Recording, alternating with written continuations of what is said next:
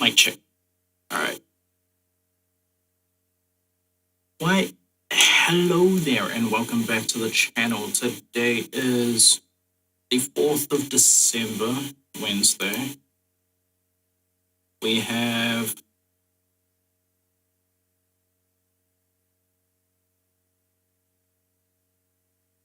two days and 16 hours before the release of Path of Exile 2, and I go vanish into the wind. However, let me close this door. All right. Now to explain the title of the stream. FPS content creators are in the spotlight. Why? First-person shooters, for those that don't know what FPS is. All right. Something of a bit of drama has came across, happened within the last 4 or 5 hours ago and everything. And today, at least, it's not the gacha community, even though... The VOD of Ziox talking shit again? Dude, my favorite thing about that's pretty Ziox juicy as well. Is he talks blatant shit on stream, and then he does these cop-out methods where he says, yeah, dude, and then he's gonna like pull up my VOD and react to this, and I don't want to give him content. Bro.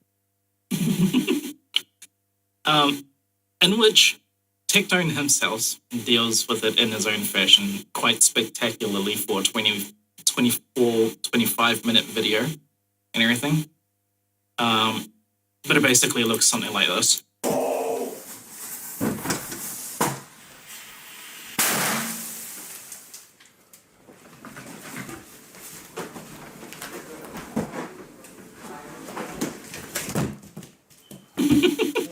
Hold on, Kai.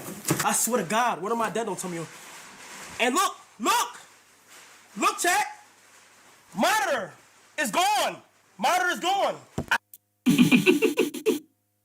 So, like, when you get to know people and you see how they respond to certain things, it's something that a viewer can appreciate, given, just the way how things go and everything. It's just like, I understand why people like drama. I like drama too. This channel, we've delved in a few. We have been a part of the situation between Pat God and Leg, if I'm not mistaken. There was a video also, because that happened in the live stream where I reacted to all content about the same issue from said people. And here it is. Read the final description for my final thoughts. And I felt like the way how I went about this turned out pretty good. Maybe it didn't get the engagement or anything. That was perfectly fine. But I think my analysis from all of these, and I mean links to everything as well, came out pretty good. Including my analysis, I would say. So now we're delving into a new issue. And no, it's not the Ziox Tectone. Maybe one day, when I get back into gacha games or whatever, it's a shout. But you know, as of late, I've quite liked first-person shooters. Basically, what kicked that off for me was Ready or Not. Ready or Not was quite controversial. The way how they came about putting themselves out there in the public eye could be seen a little bit worrisome when, given the situations that were going on that the public had to like kind of just deal with at the time of when they were doing their kind of what's it called? when they were doing their promotions, so to speak. And truth be told, they're still at it.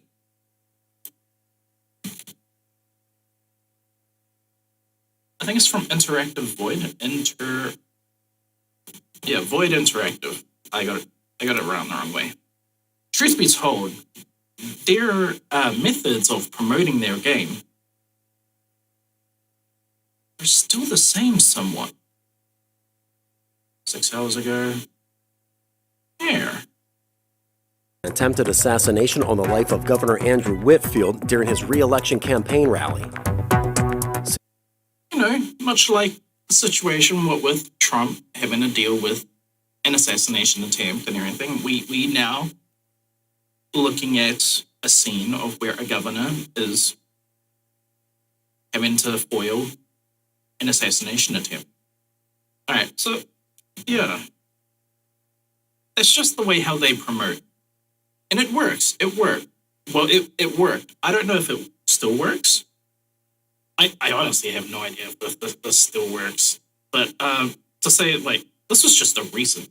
They've done other things like this in the past where they relate what it is that you can do in their game with real world situations, scenarios that have came to light. This is just the way how they deal with their business.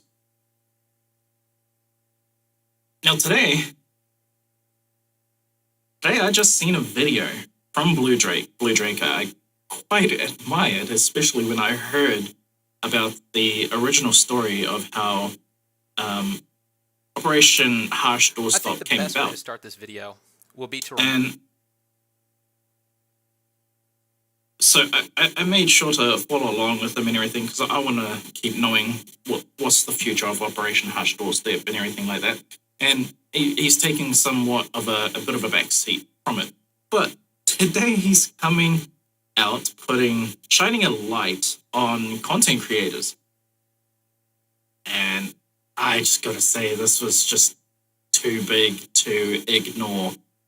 So what we're going to do is we're going to watch this video and break it down. I have seen the whole thing, unfortunately, so you're not going to get my reaction to it, but you're going to get my thoughts about this situation now. I've even liked the video. 90 people haven't liked it, and so I'm kind of questioning and wondering why would... I've also asked for this as well. I commented on Brig Fry's Delta Force video that I was concerned about a game being directly funded by the... I have no idea who this company is. Chi and Tencent. I thought it was Tencent. Like, Tencent. Is that the name of that publishing company? They also have a hand in not Become Human. Shit. God damn it, that MMO, that human MMO. I forget what it's called now. Son of a bitch. Really good game though. Came out recently. And yeah. And so like when I heard this kind of response and everything, well, I kind of want to know proof. This is pretty much what he's insinuating that Big Fry has said, and so I kind of want to see that. I tried looking for it myself. I did not find it. Anyway, let's get into this video and this breakdown real quick. This is a 44-minute video. More than likely, I am going to be clipping this section of the stream out for a YouTube video myself. Yeah. Anyway, let's get down to the breakdown. I think the best way to start this video will be to remind everybody that at the end of the day, the only people who actually have the power to hold anybody on this platform accountable is you all. If somebody on this platform commits fraud and you all, as the consumers, do nothing, you don't hold them accountable, then they're going to keep committing that fraud. But if you take action and you actually put a stop to that and you hold them accountable, that's going to be the only thing that is actually going to stop people from doing things that are illegal or fraudulent.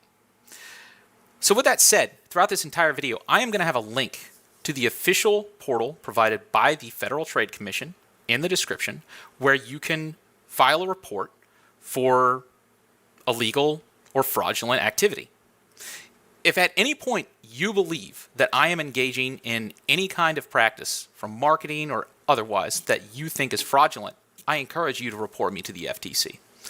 But I also would ask you to hold everyone else on this platform equally accountable. If you can do that, hopefully things will get better. And if you don't, things are only going to progressively get worse. So that's a hell of an intro. There's a hell of an intro to put out there for a video and everything. This is the way how things are, and if you want to change them, this is the step that you can go to get things moving, so to speak. And goddamn, it's like, hey, if I am responsible for things that this should have, that this should be like going through some kind of solution, problem solving and stuff and everything, sure. But be aware of everyone else or something like that. And just like, oh my God, that's a good, strong intro. with all that out of the way, I want to talk about what this video is really about and what is becoming a serious issue on this platform, which is paid marketing campaigns. Specifically, not all paid marketing campaigns, but paid marketing campaigns that are not being disclosed.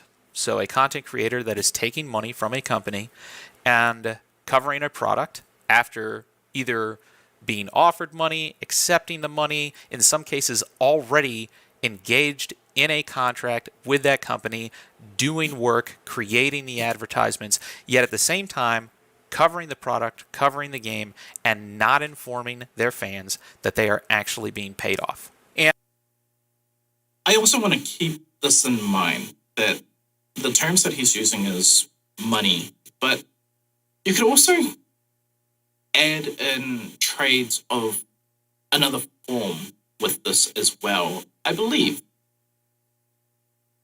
to what's it called? To bring into perspective, there was a situation a while ago where someone was doing some work about a game. They quite liked the look of the game and everything. It was like their favorite game. It was a kind of clone of like a World of Warcraft. And this guy, he liked World of Warcraft, somewhat stopped liking World of Warcraft because of what they like do and everything. Basically removing their own content and all that kind of stuff like that. And so this other company was like coming across as like a new World of Warcraft-ish like video game. And so he wanted to hit the ground running. Now his situation where he started explaining like all the things that he liked, and he put this video out on his own, mind you. This was not paid like stuff at the time. He put out a video promoting said game. I'm pretty sure if you know of the situation, if you've heard of it, you probably know of the person that I'm talking about as well, or the game that was mentioned, or something like that. I can't remember it off by heart, and so this is really doing me a lot of disservice by basically saying, trust me, bro. But, okay, so with this particular story, this guy did this promotion and everything, and he got approached by the marketing team from this game company who said, hey, man, we see that you like our game. We want to see if maybe we can get more kind of content out of you for our game with such and such. And so here's how we go about this and everything. And it didn't lead to any contracts. It led to no contracts at all. Right? And he's like, yeah, sure. Like, I'll take any kind of content that you're willing to throw my way. And yeah, like, I'll do whatever I want with it, right? And in there, still no contract, no nothing. He's not asking for anything like money. He's not asking for anything really. And so he makes a video. He makes another video. He makes another few more videos after that as well. All of this, no contract, no nothing. He's receiving no kind of goods. And then one day, the guy who's feeding him this intel about their game and everything, this community manager, is then coming to him and he's like, hey man, so is there anything you want exactly? Like in the game and everything? Like, you know, they just straight up ask him. It's like, hey man, what is it you're looking for? And he's like, wow, shit. This game, like, he never thought of getting paid or anything like that for this game. But now he's in this situation where a community manager has came up to him and he's basically said, hey, is there anything we can do for you with our game? And so he gets to thinking and he's like, you know what? Can I have my own mount in the game? Like basically like named after me or something like that. And so they're like, oh yeah. So then the relationship continues. He's still not getting paid. He's still getting information and he's still creating videos about this game. Now this community manager ends up having it out for this guy. And so they start spreading lies about him, saying that he's asking for this, that, and the third. And meanwhile, he himself puts out this video basically announcing to the game and the community about this community manager and what it is that they're insinuating, saying that basically, what's it called? Like, oh, he's been trying to have input in the game. He's been trying to, what's it called? Like, change things about the game and everything. And it's all not true. And not only is it not true, but the parent company, if I'm not mistaken, which was Tencent, were the ones who tried to approach him. Or maybe they weren't the ones who tried to approach him. Maybe it was the actual game developers or something. After the video that he put out about the community manager, they wanted to pay him to take the video down and everything. Right? And it's like, and he was like, no, the video, you can't pay me. You couldn't pay me before. You asked me if I wanted anything. I gave you an answer of what that could be. And then you spun it saying that I've wanted even more than what was asked to me, not what I actually came to you about and wanted. Like I didn't put this down your throats in your mind. Someone else popped this idea towards me and I just told them the honest truth. Like this is the situation and everything that this guy had gone through. And so, yeah, that kind of looked very bad on the company. Now, in regards to this, what we are looking at right now, paid marketing campaigns. If you are a gaming company and if you are employing such content creators and the like to make videos about your game, if you are employing them, whether that trade is by money or in-game assets, design, anything like that, you really need to nail down some simple boundaries because these people are promoting your game. And so when these people start to look bad, it looks bad not just on them, but for your game. Case in point, situation that happened quite recently with Dr. Disrespect has meant that he has to pull himself from certain projects that he had a hand in, right? And so it's like, when you're a company, you really need to analyze the people who you are dealing with, the people who you empower, so to speak, who speak for you in other narratives and everything. It's really for you to also make sure that you keep an eye on these people, make sure that everything's above board. Why? Because you've now paid them. They are under your payroll.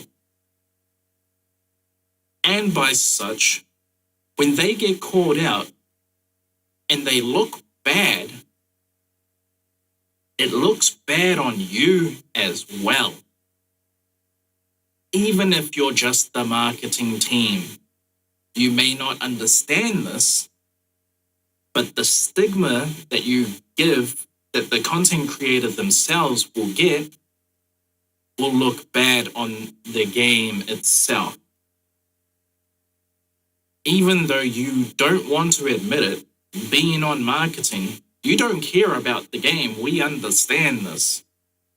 But you need to in this moment for the sake of that little seed that could be a massive, very massive fucking tree. Typically speaking, if you're a marketing team, you need to do your fucking job properly and make sure that it is being done properly. Because anyone you empower speaks for the company that you so handily have just given them the ability for, so to speak. So, we're going to go back a bit. Work creating the advertisements, yet at the same time covering the product, covering the game, and not informing their fans that they are actually being paid off. And during this video, there's going to be two aspects to this. There's the moral aspect, and there's the legal aspect. There are some things that I'm going to talk about in this video that I firmly believe are illegal. But ultimately, the reason I can't say whether it's illegal or not is because the Federal Trade Commission is the one that actually makes that decision, whether something is legal or not. And in order to make that decision, you have to file reports, they have to open a case, they have to do an investigation. I can really appreciate his distinction on how he treats this situation, specifically by stating, hey, I understand my word isn't law. I'm just bringing to light what's going on. Like, that's the impression that I'm getting from these, like, opening statements. It's very nice. The one that actually makes that decision, whether something is legal or not. And in order to make that decision, you have to file reports, they have to open a case, they have to do an investigation. But there are going to be a number of things, because I know the Federal Trade Commission guidelines, I study the Federal Trade Commission guidelines, there are many things that I believe, if the Federal Trade Commission were to launch an investigation, they would find that these practices are in fact illegal. Now, the other aspect of this is the moral aspect. There are going to be a number of things that are illegal, and there's going to be a number of things that might be illegal, and there's going to be a number of things that maybe you could get away with. But as a content creator, where your entire identity revolves around honesty and transparency, are you really going to try and play that card where you're going to do something that I would consider immoral, even if you were able to skirt around the FTC guidelines through some kind of loophole? Now, one of the reasons I wanted to make this video now is because there is a particular campaign that has already been launched that I think is an excellent example of the problem that this situation is creating. So this game is one of the games, one of the first-person shooters that I have been keeping track on pretty much since I've heard about it, because I heard that it was going to come out free-to-play, and I heard that it was going to come out paid. And so what I thought was going to happen about this game was that the campaign for this game was going to be paid content. The free-to-play content was going to be the multiplayer aspect, the battle royale, so to speak, kind of gameplay thing. And I've seen other videos about this game come out and everything, and I'm interested. I see the way how people are kind of like not slandering it, just downplaying a few things, saying like, oh, you think that you're fighting players in some situations, but you're actually fighting bots and everything. And there's demonstrations over on YouTube. You can look them up about how Delta Force, the way how their battle royale with their bots and everything, they have names with TTV in it, which for anyone that doesn't really know what TTV mean is like Twitch TV, basically. So like you would have if you're a content creator on Twitch, you have your username and then you have TTV, and so like they have bots in their game with TTV in it to lull the player into thinking, hey, you just defeated another player, but actually it was a bot. And people have looked into these TTV things as well, and they've found like no user with that name, right? So like, it's stuff like that. A little bit shady, to be honest. Hey, if I'm really speaking about this, I don't really care about stuff like that. What I'm looking for in the game is, well, in first-person kind of shooters and everything, if you know me at all, you know, or at least if you've known me recently with kind of like the way how I like to play first-person shooters, I'm all about the immersion and just trying to get better with tactical and critical thinking when it comes to operator-like gameplay and everything. I don't know.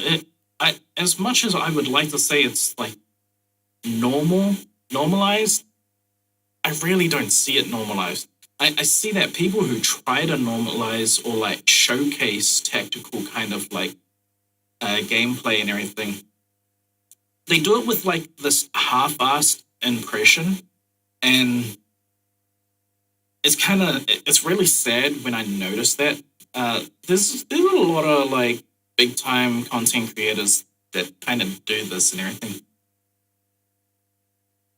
Obviously, I probably shouldn't call them out because who the fuck am I? I am no one.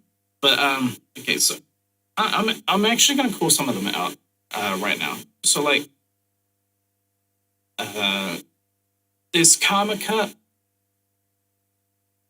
He's more leaned into the tactical kind of like SOP stuff from time to time, and to be honest, what's it called?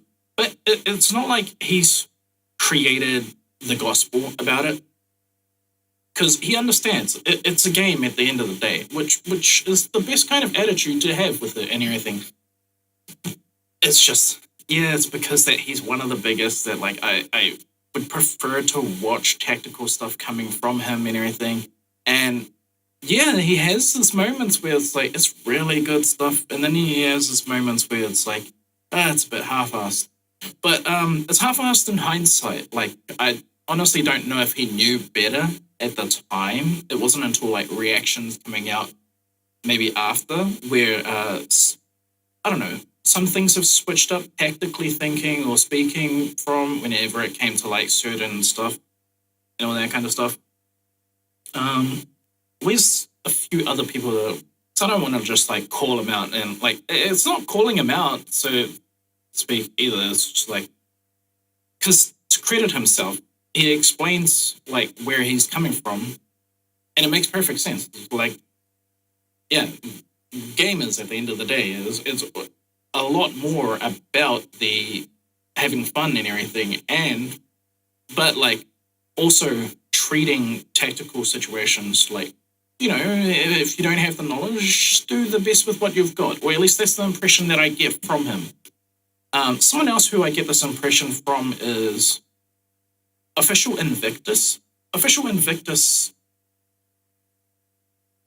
this one's a bit different. Because sometimes it feels like he comes across with like, actually no. He's never outright came out saying like, this is the way how to do stuff or anything like that. So once again, I think this is another content creator who's not throwing a gospel out there. Like, this is the one for all, be for all kind of method to do things. This is not what these two are doing. It's just the only reason why I'm like giving these guys credit right now is because they are putting themselves into these scenarios and they're handling it with knowledge that's like is somewhat related to operator kind of like fields and everything, but it's haphazardly, or it's I'm gonna call it like that. It's half-assed because like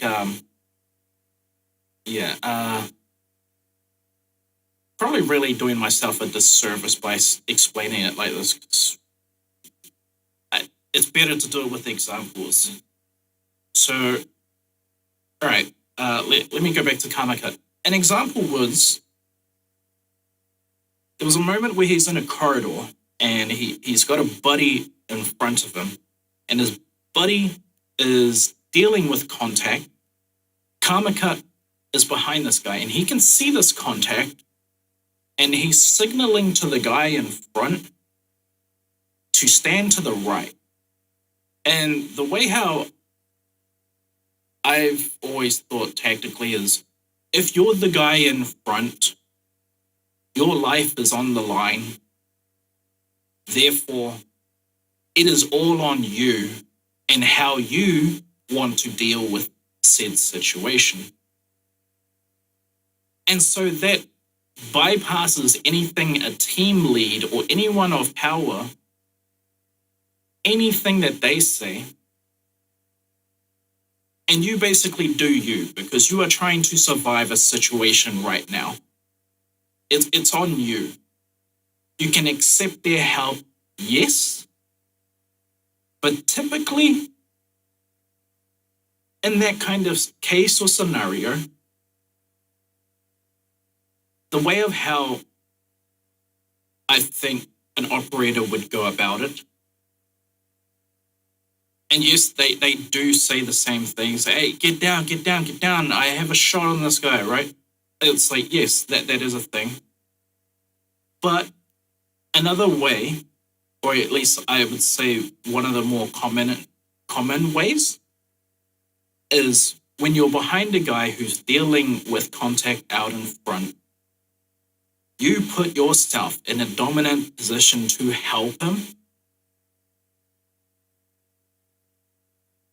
in either way, which, yeah, by the communication, yeah, but typically I would say just put yourself beside the guy in front, so it's 2 versus 1. It's 2 guns versus 1. Instead of telling one guy to stay down and everything and being one-on-one with this contact, you can get beside your guy who's in front of you, and now you have 2 guns versus 1. It's a situation in which that's the way how I would see the best outcome for us, being like yeah. And I'm not going to say like this is some like gospel or anything that what I'm saying is as well. It's just seeing stuff like this and just noticing it. I don't know if it's like, it feels mismanaged to me, but it doesn't feel mismanaged. That's why I'm giving the abbreviation. It feels half-assed in some cases or scenarios. Mind you, there's big content creators, and I'm going to watch them regardless, because I like the fact that they put themselves in these scenarios anyway. I need experience to further my own education and understanding about these kind of topics, being operator-like. And so the best way to do that is to not only play the games and everything, but it's to analyze the way how people work these problems. What is a unique problem that I have not seen? That's pretty hard to like put yourself into on a day-to-day basis. So we have content creators out there who put themselves into situations and everything, and I kind of piggyback off of those moments so that I can think critically, tactically, operator like, how would I defeat this problem that they're dealing with? And that's why I like these big creators. And I know that that's not going to come across very well when I've kind of criticized them just now, but yeah, it's kind of like, it's kind of like just ever evolving around the problem, the unseen, the unheard of, the unknown problem. I'm just like revolving around that area whenever I play tactical shooters. It's why I like tactical shooters. It's why I like the content creators who play tactical shooters. How do these guys deal with their problems? Can I learn from this? Oh, okay. He's using a version of what's it called? Shit, I forgot the name of it. Aim labs, right? So all of his shooting is based off reflex. Well, that's not something that actually, it's something I want to do eventually. I tried to do it before, but like wasn't able to. And so that's not really, well, it is tactical, somewhat. It's building upon skills of like reflexes and all that kind of stuff, and just acknowledging kind of threats and all that kind of stuff, and like eliminating all of those parables in the moment. But without that, without the ability of, let's say, using aim labs, without that ability, what do you have left that you can gain knowledge from? Okay, a team is at the bottom of a stairwell right now. How do they deal with this problem? The moment one person starts walking up this, there could be a guy at the top of the stairwell behind it looking down at him. So even though he's looking forward as he's going up the stairs, he could get shot in the back of the head. Very easy for a team to break this problem down. We're going to flashbang above the stairs, and then we're going to go on stairs. I'm going to have my point man move up the stairs, focusing forward. He's going to have a second man on his back, facing 6 o'clock. And I am going to stick to the right-hand side of the rail to make sure that no one else just moves to the right-hand side where they can take contact from. 2 guns versus 1, so to speak. And then, okay, I like that. Let's execute. This is a problem we've done before. We've handled staircases in a variety of different ways, whether dealing with them by ourselves or things like this. This is stuff that, yeah. So yeah. Oh, I was talking about Official Invictus. Some of his content. This is a little bit to call on him again.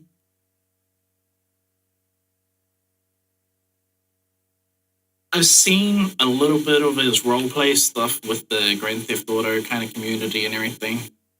The situations he put himself in, or the situation that he becomes a part of, they're fucking awesome. I really like it. In hindsight, only in hindsight, mind you, because like first time watching a situation, okay, yeah.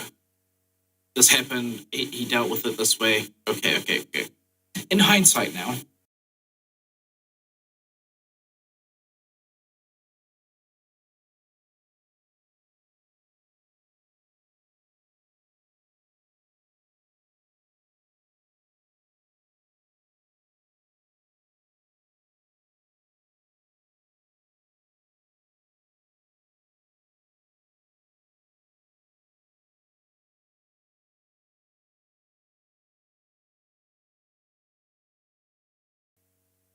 okay, I didn't actually notice the gun on this guy.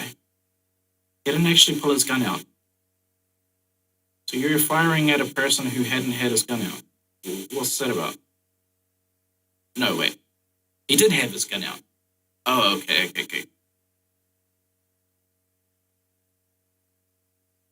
Okay, so the way how you started combating him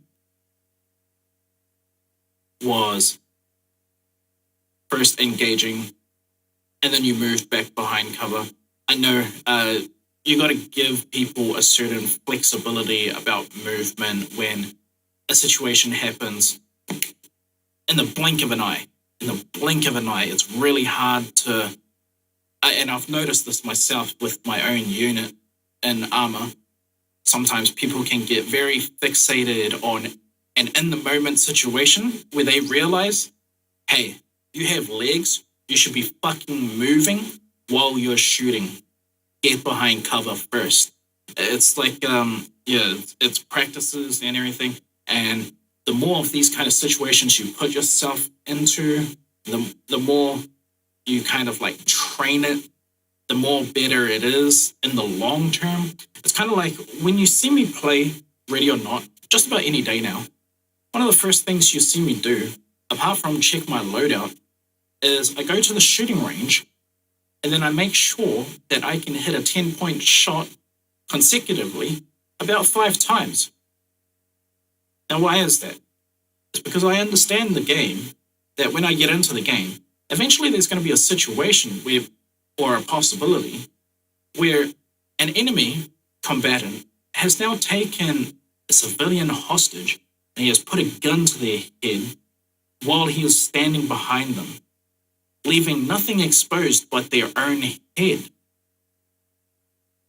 So me now, going through the routine of every time I load up and open this game up and train in this game how to hit a 10-point shot, I feel confident in my ability that when I am presented this problem, I can take that headshot. And the situation is fine after that. So yeah, I just wanted to talk about a few of these things and everything. I think I would drastically went off track, but it's fine. So we're gonna back this video up a bit. That's why I like tactical shooters, and yeah, that's why I also like content creators for tactical shooters and everything. Yeah, it's helping me have a lot more revisions under my belt and thinking about problems that I have yet to come across myself.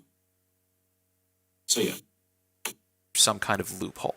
Now, one of the reasons I wanted to make this video now is because there is a particular campaign that has already been launched that I think is an excellent example of the problem that this situation is creating. I don't know how many of you guys are following Delta Force, but Delta Force is this massive game being developed, at least in part, owned by Tencent, and Delta Force has been giving paid contracts to content creators. Now, I want to make sure that I clarify this completely. Paid contracts are not categorically bad or illegal as long as you are doing all of the necessary disclosures and you're making it clear to your audience and everybody else who is watching you that you are accepting a bias in the form of monetary compensation, whether you think you are biased or not, because I see a lot of content creators say stuff like this. Well, I was going to say the same thing anyways. That's not for you to decide, my man. You have accepted money. Whether or not you believe that money is creating a bias is irrelevant. You need to ensure that you are maintaining a high level of transparency, because when you're being paid that money, it is going to implicitly bias you towards that product. And we're going to go into so many examples of me watching this happen in real time.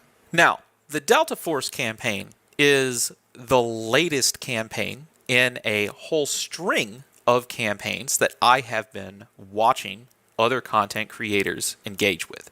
And these campaigns are managed by agencies, they're managed by companies, and the reason that I am aware of what is currently going on with Delta Force is because I have watched these exact same agencies use these exact same strategies for multiple previous campaigns. And in some cases, even though these are different studios, the agencies that are actually managing the advertisement campaign, even for all of these different games, are the same agencies. So we're going to get into Delta Force probably near the end of the video, but what I would like to talk about first are the previous campaigns that have made me aware of what is actually happening. And one of the worst offenders that I've seen recently, although we're going to go into more examples, was the advertisement campaign for Arena Breakout Infinite, which was the PC.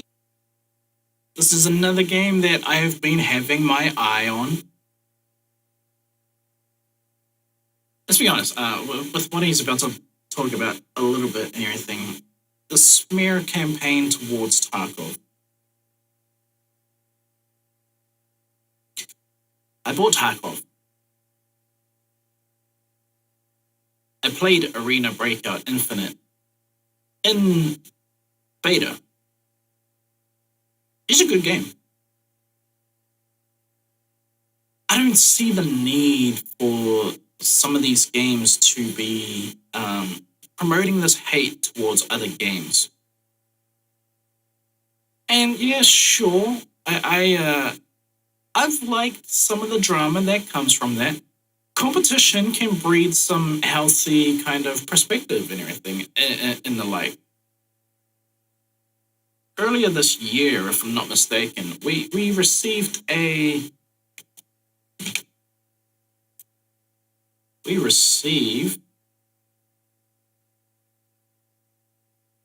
one sec.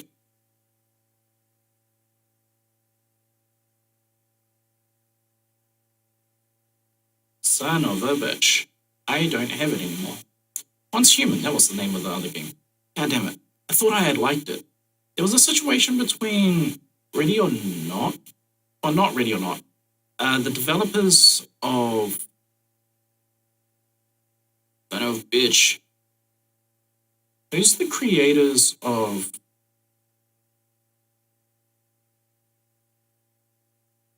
creators of 6 Days in Fallujah? They put out on Twitter a message. iWire Games. Copy. Or Victoria?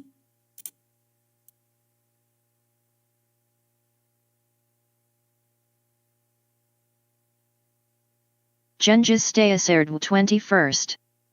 Welcome to my channel. How's it? Like her live yas face turquoise covering eyes. Wait, what? Oh, wait. Like you're live. I don't know. Oh shit. I meant to still see that. These guys put out, oh, it's Victoria.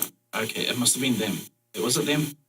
They put out a tweet a while ago praising their AI. Yeah, this. And if I'm not mistaken, they were like, okay, maybe it didn't go like that. Maybe it was other people insinuating. But the way how I had seen it, or at least the way how some of the other content creators were saying about it, they were saying like basically 6 Days in Fallujah has the best AI and are kind of like shitting on developers like Ready or Not or goddamn, who's the other one that's like Ready or Not? 0 Hour. And I'm gonna be, if I'm gonna be completely honest, 6 Days in Fallujah's AI is good. I would say it might be one of the best when it comes to enemy AI, but friendly AI. That's where it comes into a matter of perspective. Because Ready or Not's AI, you tell them to stack on a door, they do it. Yeah. And I suppose you can do as well for 6 Days in Fallujah. But now we go back to Ready or Not. You could put a man on a staircase and you can have him aiming in a certain direction. And that is more intuitive than you having to move yourself to a specific place and then pointing, watch this angle, which is what happens in 6 Days in Fallujah's AI for friendly. So when it comes to the matter of friendly AI, I guess it's just a matter of perspective. Either way, 0 Hour, it's pretty non-existent. you can't control, manipulate your friendly AI brothers to do anything, pretty much. But it's fine. It's a good game as well. It's still a good game, I believe. All three of these games are kind of like the peak, I would say, for tactical shooters still. Insurgency Sandstorm, you know what? Yeah, I have to add these fuckers in as well. This is peak as well. Insurgency Sandstorm, Ready or Not, 6 Days in Fallujah, 0 Hour. I have yet to find anything better than these as of right now. There's no Ghost Recon that can match. There's no Tom Clancy. There's nothing else out there except for these four. Maybe there's something else. Oh, actually, I just remembered.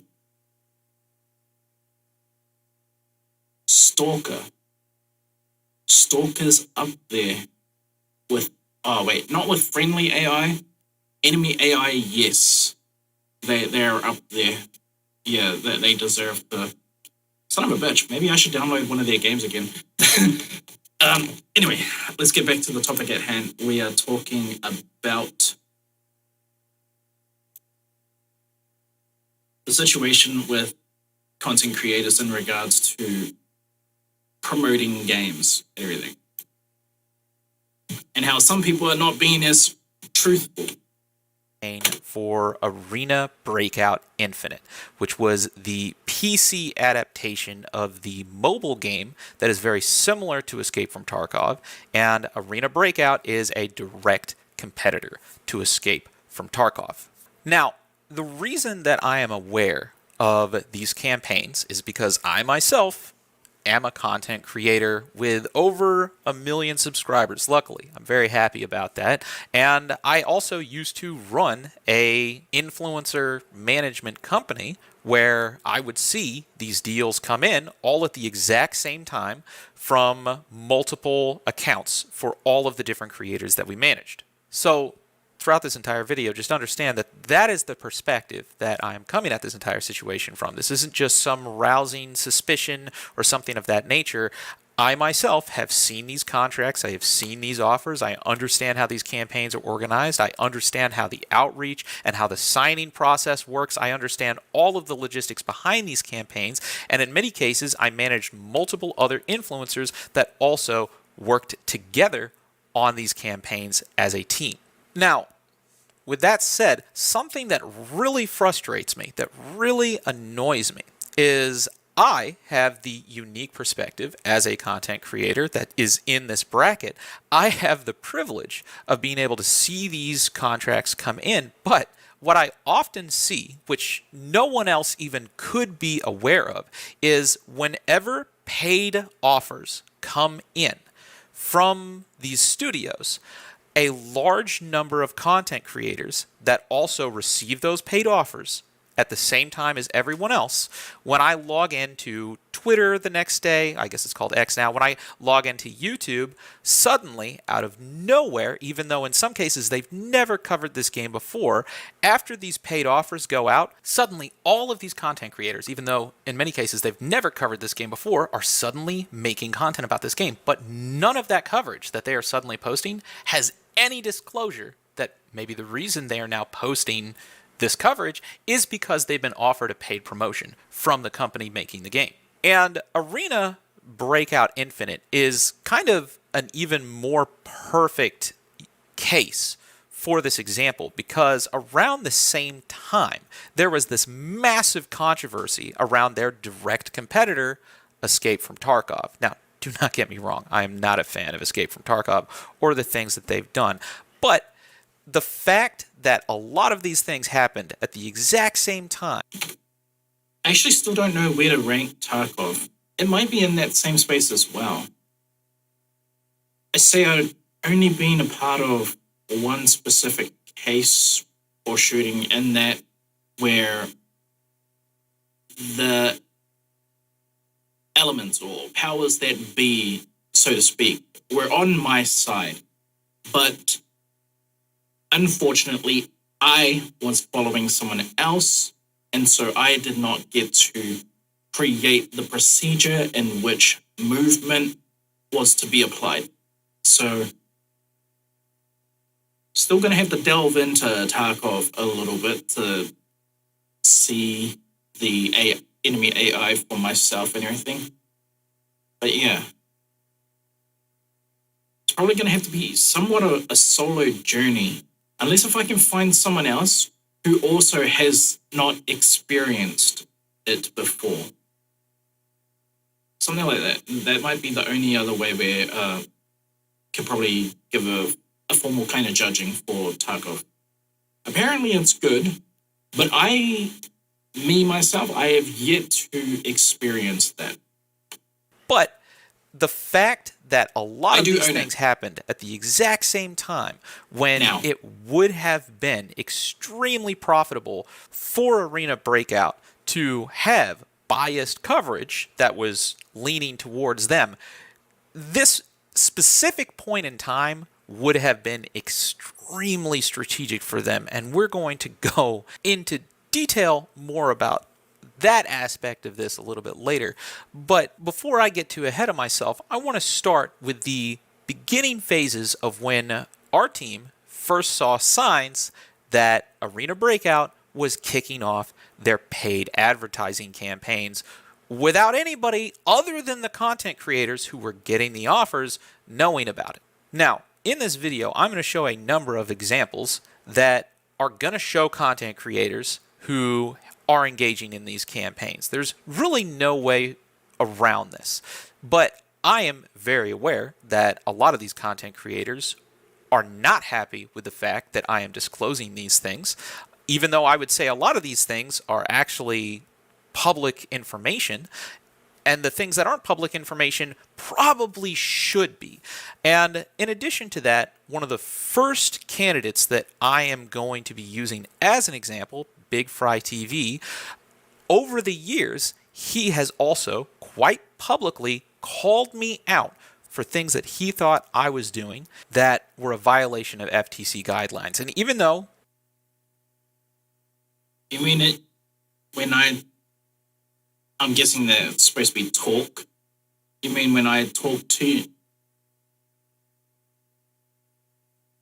Wait, what? You mean when I took it to your DMs? Okay, so it is when I took it to your DMs in 2021, when you first failed to disclose your connection with BlackSite and SCP-500, I didn't air out your laundry. I took it to the DMs like a friend would. Yet 2 years later, you cover Incursion Red River and failed to disclose your connections with BlackSite again, who were the marketing the game at the time.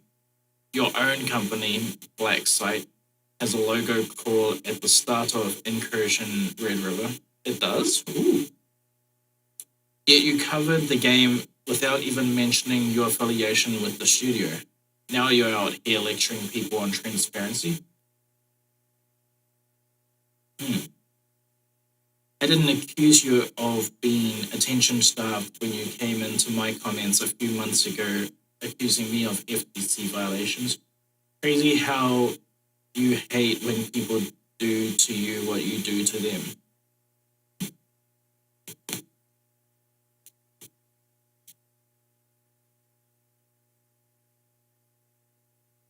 He is not an FTC officer, even though he is not a lawyer, which is fine. Still, I respected his opinions, even though we didn't believe that we were violating any FTC guidelines. We incorporated his feedback and we actually changed how we disclose certain things to better align with what he wanted us to do. So I feel like it should be completely fair for me to turn this lens around when I actually have not just suspicion, but I would say direct evidence that Big Fry TV is engaging in things that I would say are very, very clearly FTC violations. Now, I am aware that he is not happy about this. I have actually brought this to him in private, in which case he just called me incompetent and stupid. And if you want to go look at his Twitter of him completely blasting me on this, feel free to. When this is all over, I want you all to know how much of a gaslighting scumbag Buck Blue Drake is and always will be.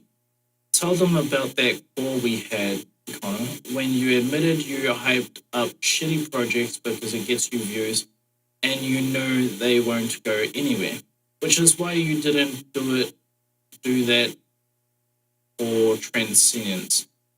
Instead, you made a negative video on it because I'm your friend, and for once you wanted to put the truth out there to help me.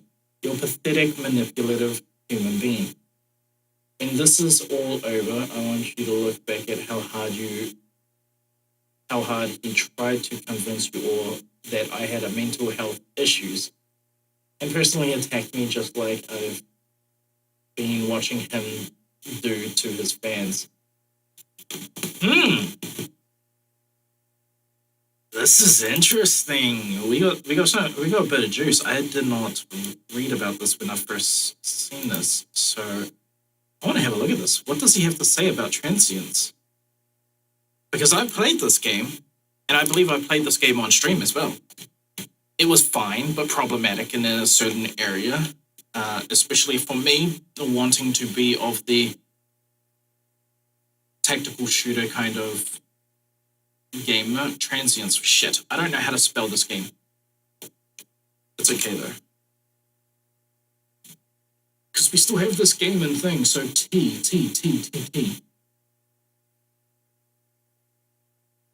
But where the hell is transience? Where the hell is transience?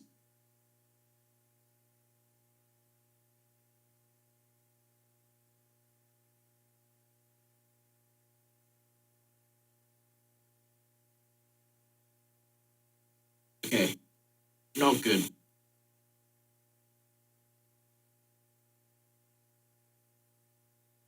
Where the fuck is this game?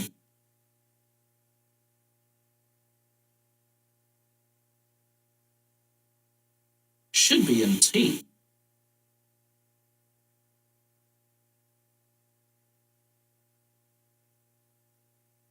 Tom Clancy, Titanfall, Throne, Thief Simulator, Tekken, Tactical.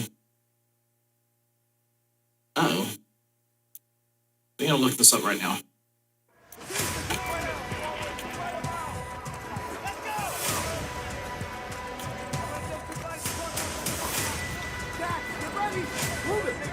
Here it is.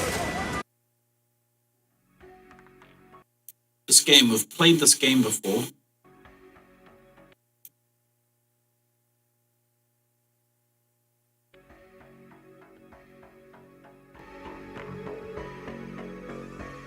This is the demo aspect. And I first heard about this from Big Fry's channel.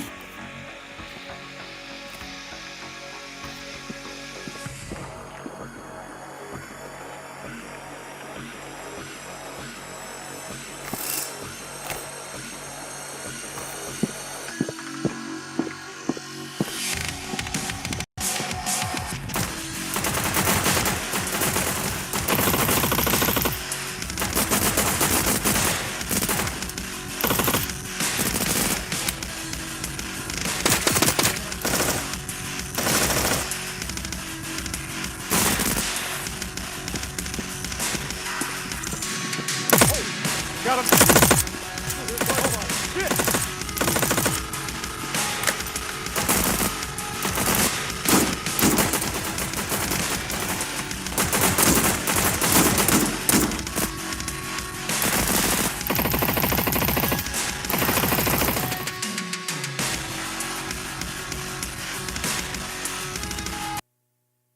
Procedurally generated kill house. That was kind of the hype that I really felt, oh, this game is going to be something else. However, the problem with this game, this is my problem, so I don't know what Blue Drake's problem with it is. My problem with this game is that when it comes to the procedurally generated kill house, first of all, it's too small of a procedurally generated. Secondly, the AI is, well, it's just It's just artificial. I don't sense intelligence in there. In regards to, I like the concept. The execution isn't really there for the demo though. I would say it's at a 40 or 30%. A 40% at best. It's around a 30%. Yes, what they say is in the game, procedurally generated kill house. But with the AI being the way how it is, you can cheese the system by staying at the entrance of the kill house, shooting around, and everyone else will come towards you. And so I think if you really wanted what it is that this kind of entails, procedurally generated, is the map area for designing the kill house needs to be bigger. It also needs more adaptations in the fact where in this game, you see how everything is blocked off. Everything is basically squares. This doesn't give the impression of procedurally generated if all you're looking at is box-like content from a threshold. So what, you have two thresholds right here, a third one. You're going to watch each of these. How? You're going to put yourself in this corner to where you can lock down these two by themselves. And then you just mainly have to worry about this one. But typically you're going to get out of this room until you find a room where it's only one entrance and one entrance out. And then deal with the threat. And kind of like a basic method for CQB, the method to the madness is keeping the fight small. By keeping the fight small, what I mean is you're not dealing with anything more than what you can deal with by yourself. That's what keeping the fight small means. You keep the fight small and you keep it moving. You keep every fight small until you get to the moment where, okay, now we have no choice. We have to challenge these large areas. In this procedurally generated kill house, there is no real large areas to deal with. You have medium and small. And then your L-shaped corridors. That's about it. Which, honestly, like, someone brain dead, maybe a quick 10-minute tutorial, they could basically, like, look like a fucking hero zooming through this shit. Quite easy. And so it's kind of like, in that way, it fails to deliver what I think this is trying to basically say. This isn't wrong, though. It is procedurally generated, but, like, to say that it's in the way where, oh, you can do this super tactically, it's like, no, you don't need to be tactical to defeat this. You can do it, and you can, like, achieve the goal, pretty much. But, yeah, you don't have to. Which is kind of sad, because in that way, if that's not the goal, then you get the feeling of basically Call of Duty. It's an arcade-like game, not tactical shooter. Has the aspects of a tactical shooter, but hey, so does all those arcade-like games. They have the weapon attachments, which give unrealistic kind of like things and feelings in regards to how your player can manipulate their weapons. Because let's be honest, it's like these game companies, they keep thinking, oh, a vertical grip is going to help you with vertical, what's it called?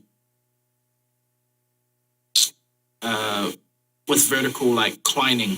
Like, it's going to stop the inclining when you full auto. And yes, that's true. But to say that you can't also do the same in training with a natural C grip is kind of, I don't know. That doesn't sound right to me. And so you get these, like, meters of what they think it's like and everything. And that's just a video game's perspective. Really, it's nothing like that at all.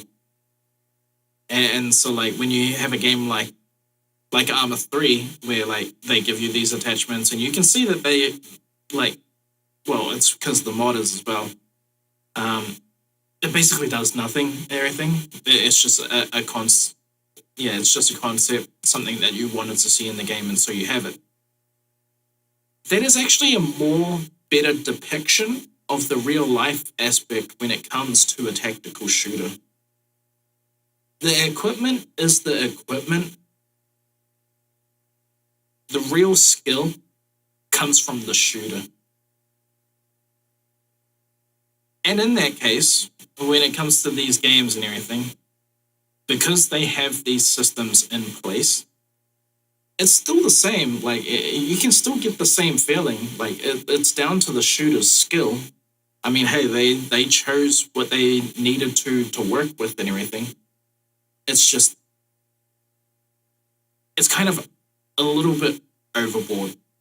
Like, you blow it all out of proportion because you're thinking, well, they should get something for choosing this. But yeah, really, nah. It's just the look of it. It's the aesthetics. That's about it. The way how someone manipulates a weapon is vastly different compared to, like, everyone else. Everyone has their, like, point of what's it called? Weapon manipulation. And shit, conversations and interviews with people from Delta Force and everything, they'll tell you they've never seen a bad shooter. Anyone who knows how to shoot can shoot from their perspective. And it's when you get to like these other kind of people who want to take championship-like shooting, where they like judge your accuracy and all this kind of shit. They judge the equipment that you use and everything. It's like, what are you doing at the end of the day? That is competition, so sure, if you want to pay attention to that. But realistically, I would prefer listening to these like other branches of people who have had to do this stuff like in an actual manner in which to save lives, specifically because the content is more relevant to kind of like my goal at the end of the day. 1,000 revisions over a problem that I've never seen. How do I defeat this? Just practice. And making sure that you put yourself in those situations with it.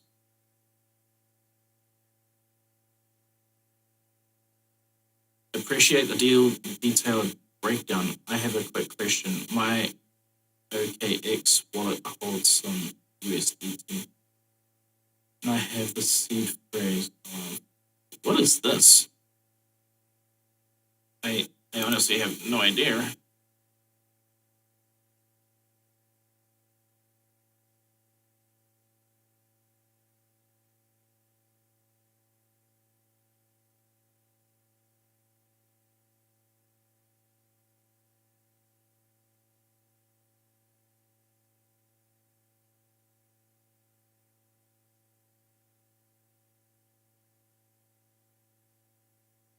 I have no idea. And this sounds like crypto a little. I don't deal with crypto. Anyway, let's continue with the rest of this. Yeah.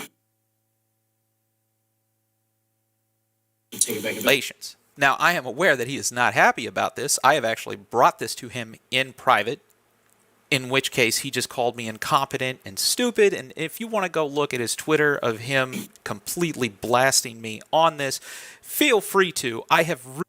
That's right. I wanted to see... That's why I brought up this channel before. Transients. That's why I brought up this game.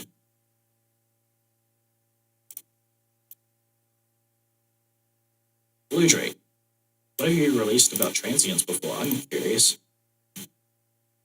I'm just wondering if he came to the same conclusion. Wait, he hasn't got a video? Maybe he didn't call it that. Son of a bitch.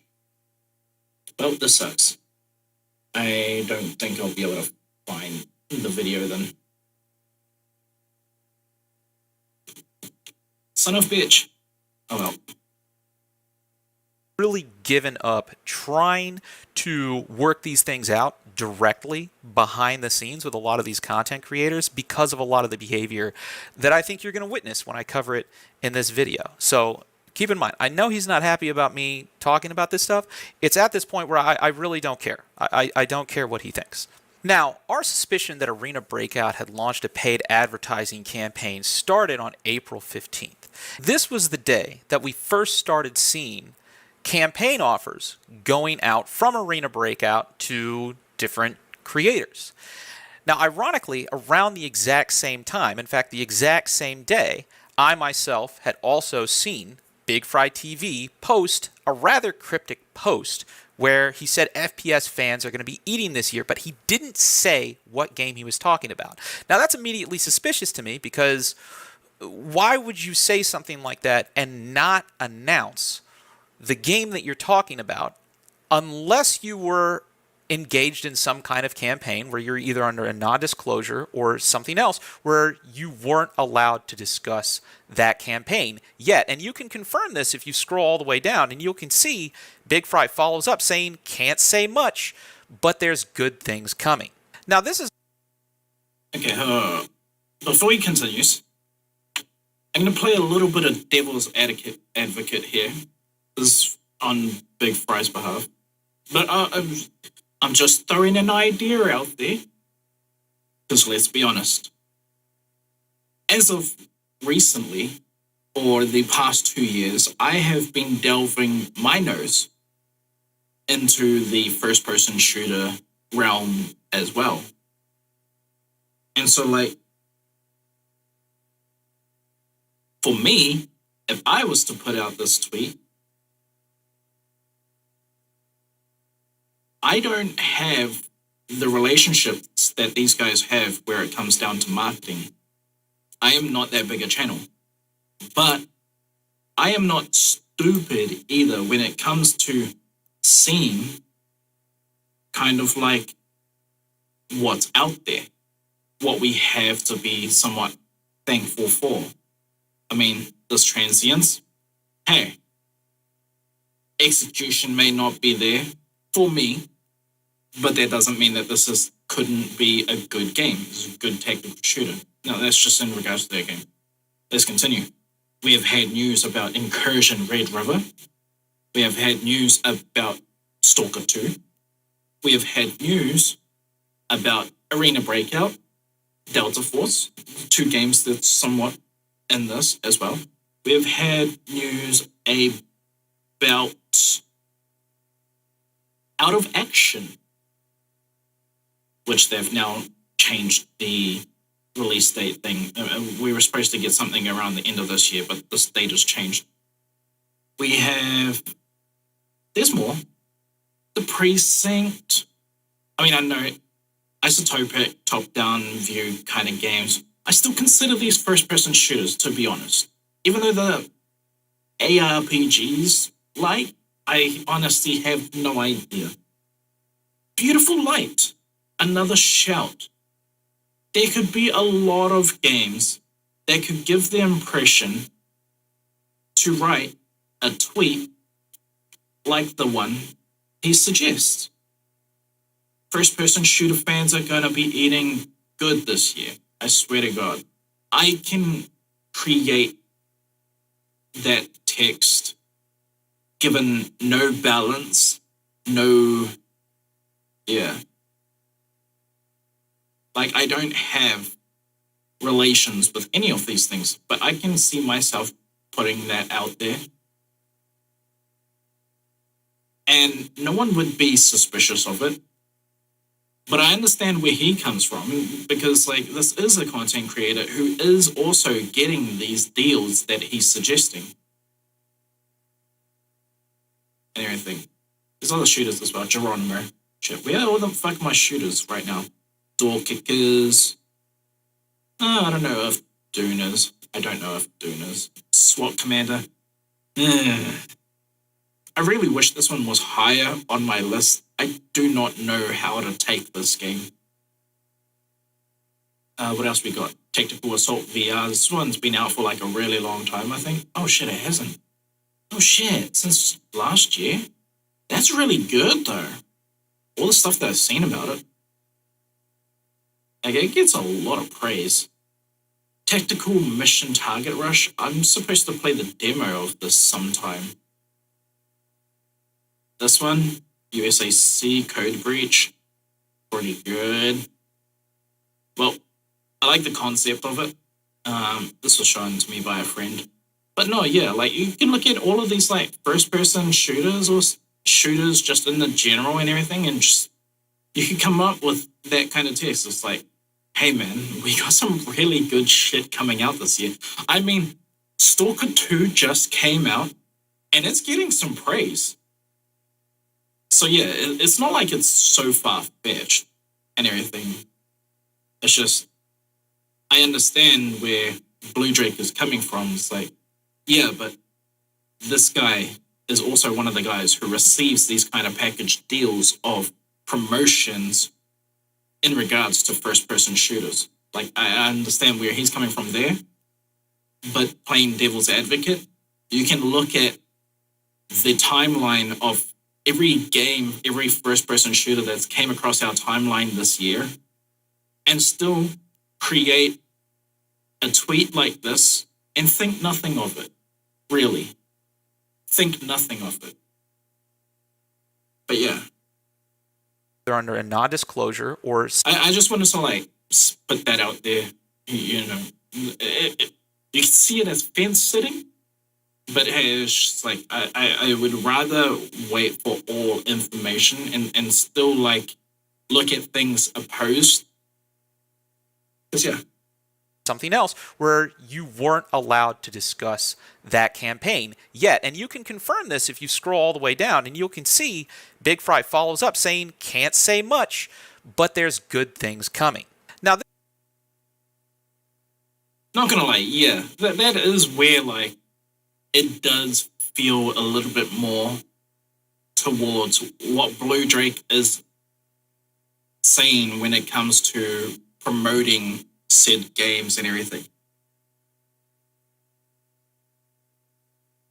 Yeah, because it's like, can't say much yet. That's like, okay, so something's came across your desk now. This isn't you looking at what's in line for this year and everything. Like, you know, what keeps coming, what's thing. This feels like insider knowledge now. The kind of like feeling you get that no one else knows about it, pretty much.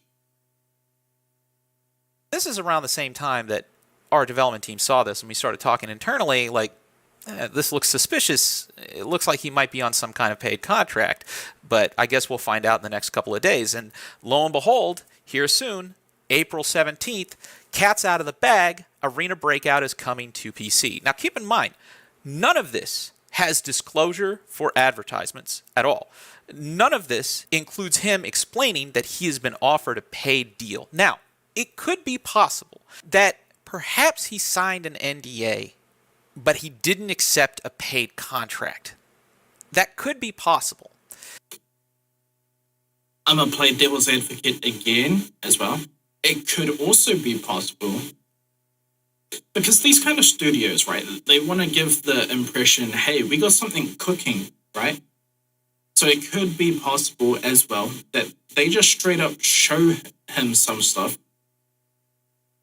And this is just him going about his day without basically giving it another thought. Like, this is still money off the table kind of like speak and everything. This could still be that.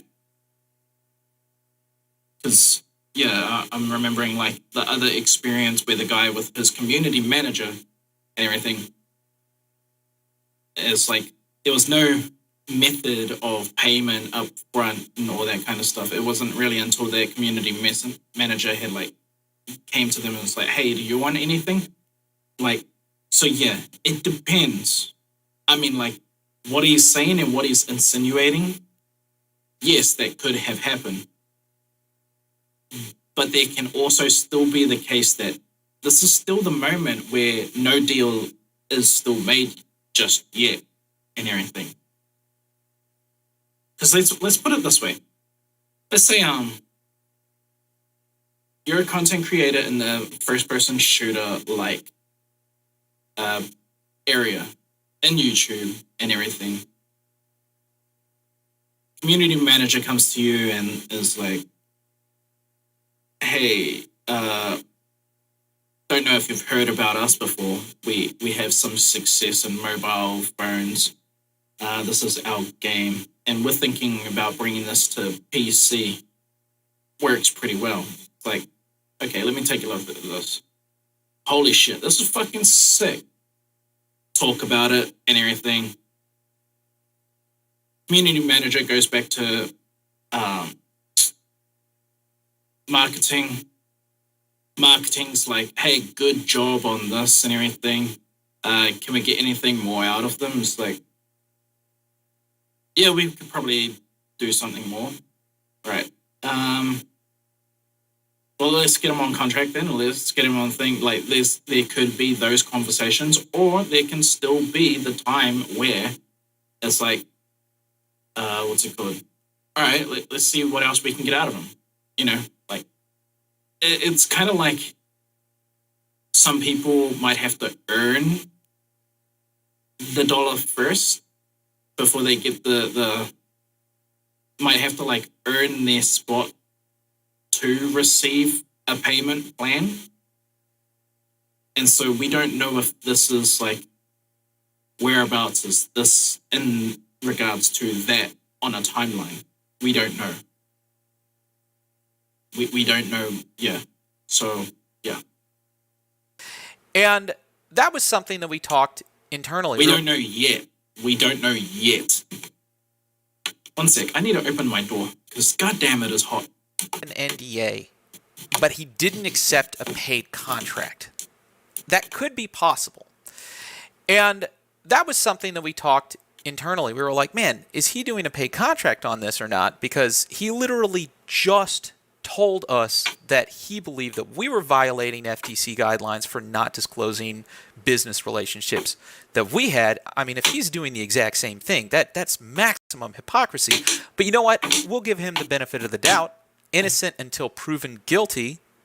Perhaps he hadn't actually taken a paid contract. But I then realized, why not just ask him? So I asked him, is Arena Breakout sponsoring you? And he told me, yeah, they are. He has a sponsored deal for Friday that should have gone out, and I'm assuming he signed an NDA. And I guess Arena Breakout fumbled, which he was frustrated about, because they released their announcement before giving him the green light for his sponsorship to release his. He was kind of mad about that. But yes, he had already accepted a paid contract at that point with Arena Breakout Infinite. But this is something that like all these kind of marketing teams really need to take into effect. When you're designing the progression for marketing around the game and everything, you really gotta nail down a solid timeline. And in this regards, I quite like how we've been receiving PoE. PoE kept quiet for like 4 years or something. Maybe it was 3. It was 3 years, 4 years before they told the world basically, hey, we're thinking about doing something new for PoE. It's probably going to be with the main game. This was before they basically said it's PoE 2. We're going to attach this to the main game, right? That's what they said. Something short, quick, something to entice the fans. Hey, we got things cooking over here. And then what did they do? They went quiet. Fucking dead quiet. A couple years later, a new kind of ExileCon, I think they called it, or whatever, comes out. And now they officially announce, or they officially announced it a little bit earlier than that, Path of Exile 2, in short clips and everything, across IGN. Still nothing from them, though. Maybe there was something from them, and I just wasn't paying attention to specific, like forms of media from them, like Twitter maybe, or something like that. And then ExileCon comes around, and they officially announce it. We are officially working on Path of Exile 2. This is going to be a new game, but everything we promised way back when we said that it was going to be a part of the main game, you're still going to get that. Your microtransactions will copy over from Path of Exile 1 into Path of Exile 2. And yeah, they got a little bit of worry, but that worry was quickly snuffed out the moment they said all of your transactions from PoE 1 will transfer over to PoE 2. That settled a lot of the worry but there was still some discourse with the fans and everything. And then they come out and they show PoE 2. Graphical enhancements, new kind of way of how they are designing to play the same game, essentially, same kind of topics in the game that they previously have. And now they're kind of like, it's received as like, okay, no one has any worry at all. We're starting to build hype for this. So now they go quiet again. They release a few more videos. Keep in mind, majority of the things that they are talking about, I only noticed that it's about one time where they paid for content creators to do reactions to their stuff. They paid for content creators to come meet them in LA to play their game. These are like 2 moments. Everything else, if anyone wanted to create any content about their game, it was signed at the previous moments to where you can't actually release anything without our say-so. So they still hold all the weight, and basically they can choose when to release the videos from all these other content creators. And we don't know if these content creators are getting paid for releasing those videos. I'm assuming they are, because some of those videos have to be sent to GGG, Grinding Gear Games, for approval, because their strategy was they don't want anyone to release the kind of like take off the whole curtain in regards to like, okay, so like the way how you defeat their game. They don't want any one person to show how to defeat their game from all different areas and everything, because that would be bad. It leaves nothing to the explorer and the player, and it will be received, pretty poorly, I would think. And so they have full control over all of that when it comes to the people who they are dealing with. These guys, and the way how they handled this situation, I don't know, man. It's different. Feels lazy, to be honest. Feels very lazy. But yeah, let's continue. This gets significantly worse. We're only at the beginning of the roller coaster ride here, so buckle up. Now, keep in mind, as I said before, this is around the same time that massive Escape from Tarkov scandal occurred. I am not a fan of Escape from Tarkov. I don't agree with the things that they've done or what they've said.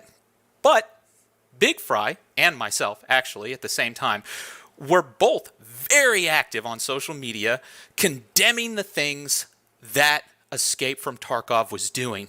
However, the difference between me and Big Fry is throughout this entire exchange of him blasting Escape from Tarkov, he is also promoting Arena Breakout as an alternative. And Arena Breakout themselves are also getting into this attack, creating personal attacks against this other studio that Big Fry is signal boosting, that he is promoting. But throughout the entire process of doing this, even though he is on a sponsorship contract that he has confirmed to me, that I had a suspicion that he was on, that I then confronted him about, that he confirmed to me, and then he is going out doing hit pieces on Escape from Tarkov, which again, don't like Escape from Tarkov, but still, nonetheless, doing hit pieces on Escape from Tarkov while simultaneously promoting this game that you have told no one you have already accepted a paid contract with. And when you are Big Fry, of all people, you are Big Fry doing this without disclosing it is absolute insanity to me. Now, when I first saw this, I was a little angry. I'm not going to lie, but I didn't say anything. I didn't say anything yet. But I did have to tell other people, because other people came to me and they were like, hey,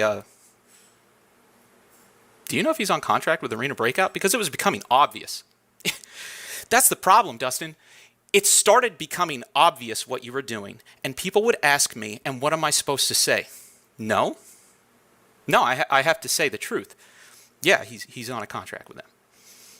It's at a point where defending you would actually hurt my own reputation, because I have to tell people the truth. Or then I'm a liar too. And just as a quick note in here, I actually don't have evidence for this, but I don't need evidence for this because this is really only for the people who were there. And I'm just going to make you guys aware of this. Not particularly long before this entire situation, I was at an event in New York where I had multiple content creators from these agencies confront me and say, hey, we don't like you talking about us. We don't like you criticizing us. We would like it if you stopped doing it now. Throughout that entire situation, I very much did not want to have those conversations. I was confronted by this, and the people who were actually at those events who saw me get confronted, you could tell I don't agree with the people who say these things. I think content creators should be able to call each other out. I think that should be something that holds us all accountable. I really don't mind when other people call me out. In fact, if anything, in kind of a weird way, I enjoy it. I absolutely do. And I think it's an important part of the free discourse that makes YouTube YouTube. But regardless, the people at this event asked me to not talk about them because they don't like people starting drama. Big Fry was one of those individuals at that event who asked me to not get into drama with people from his agency. I mean, assuming including him. I mean, we weren't having drama with each other at the time, but he did not want me getting into drama with people from his agency. So, while I am watching all of this go down, I am trying very hard to sort this stuff out with him behind the scenes in direct messages, because that's what they asked. That's what they wanted me to do.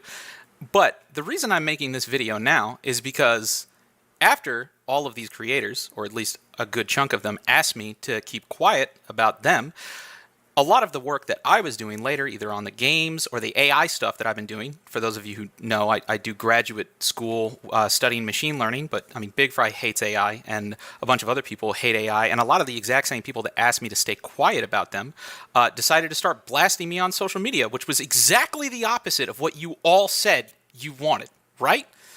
So from this point on, I just want to make it clear. The reason I'm making this video is because I tried the whole sorting things out in DMs thing, and instead you guys went to the public, as I knew that you always would, and you started blasting me and lying about this stuff. So in many ways, I am now forced to come forward with this because you all are actively lying about these things, and I have to tell people the truth. Rules for thee and none for me. That is literally what that describes. So yeah, I kind of get where he's coming from when it comes to this as well. In regards to AI,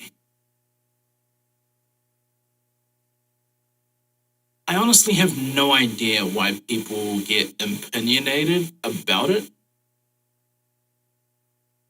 I just think they lack the knowledge of the good that it can do, because all they see is the bad.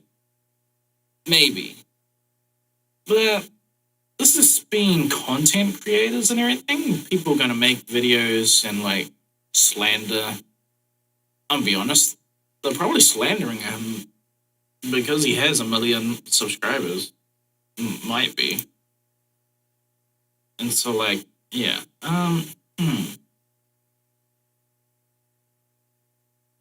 My regards about this kind of stuff.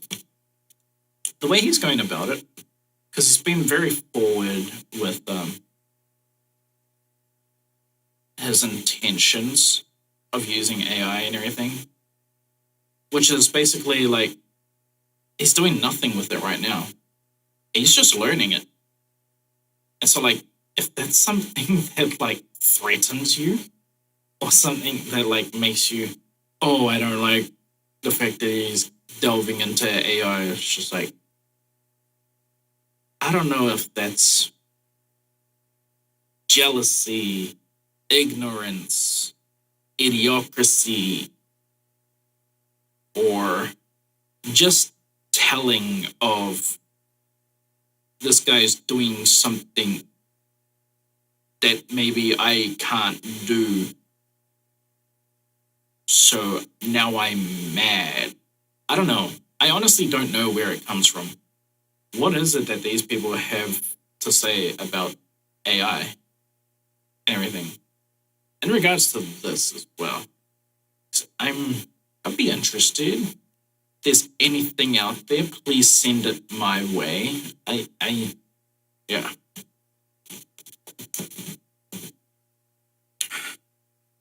Shit, we just seen a video about AI yesterday. I'm trying to put this in a way. There are some companies out there who feel threatened by AI. If I'm not mistaken, this happened either at the start of this year or around the end of last year, where Blizzard tried to bring it into a law that no one could use AI when producing a video game. And we had already received a video game called The Finals, where the announcer is basically an AI. The Finals is good. Right? Now, the hypocritical thing, though, was Blizzard then went and wanted to use, or I don't know if they did use it, but I definitely know that they wanted to use it because there was a showing of somewhere. They wanted to show using AI art for World of Warcraft. And that is just like, once again, rules for thee and none for me. It's just, what the fuck, dude? These people think they own the world. Like as if their thought is the only thing that matters. It's like, no, bitch. This is not your reality. Your reality is actually you taking dick up the ass because you look stupid right now. So, anyways, with that note aside, I just wanted to leave that in here for the people who need to hear that. This situation with Arena Breakout and Escape from Tarkov continued escalating, and I was really hoping that Big Fry was going to disclose. He needed to disclose. I mean, especially as the Escape from Tarkov drama started. What is this? I don't want to hear a single Tarkov creator complain about the unheard edition while simultaneously buying it. Stand on business. If you are in a situation where you need Tarkov to stay alive so you can stay relevant, you made a bad call. And then what? He's reposting Arena Breakout Infinite.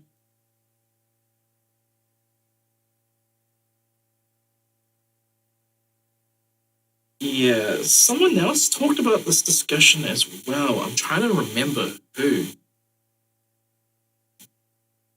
And then I remember kind of like everyone kind of giving their takes about the situation for Tarkov and everything. I'll be honest, looking at this right now, this does look coordinated.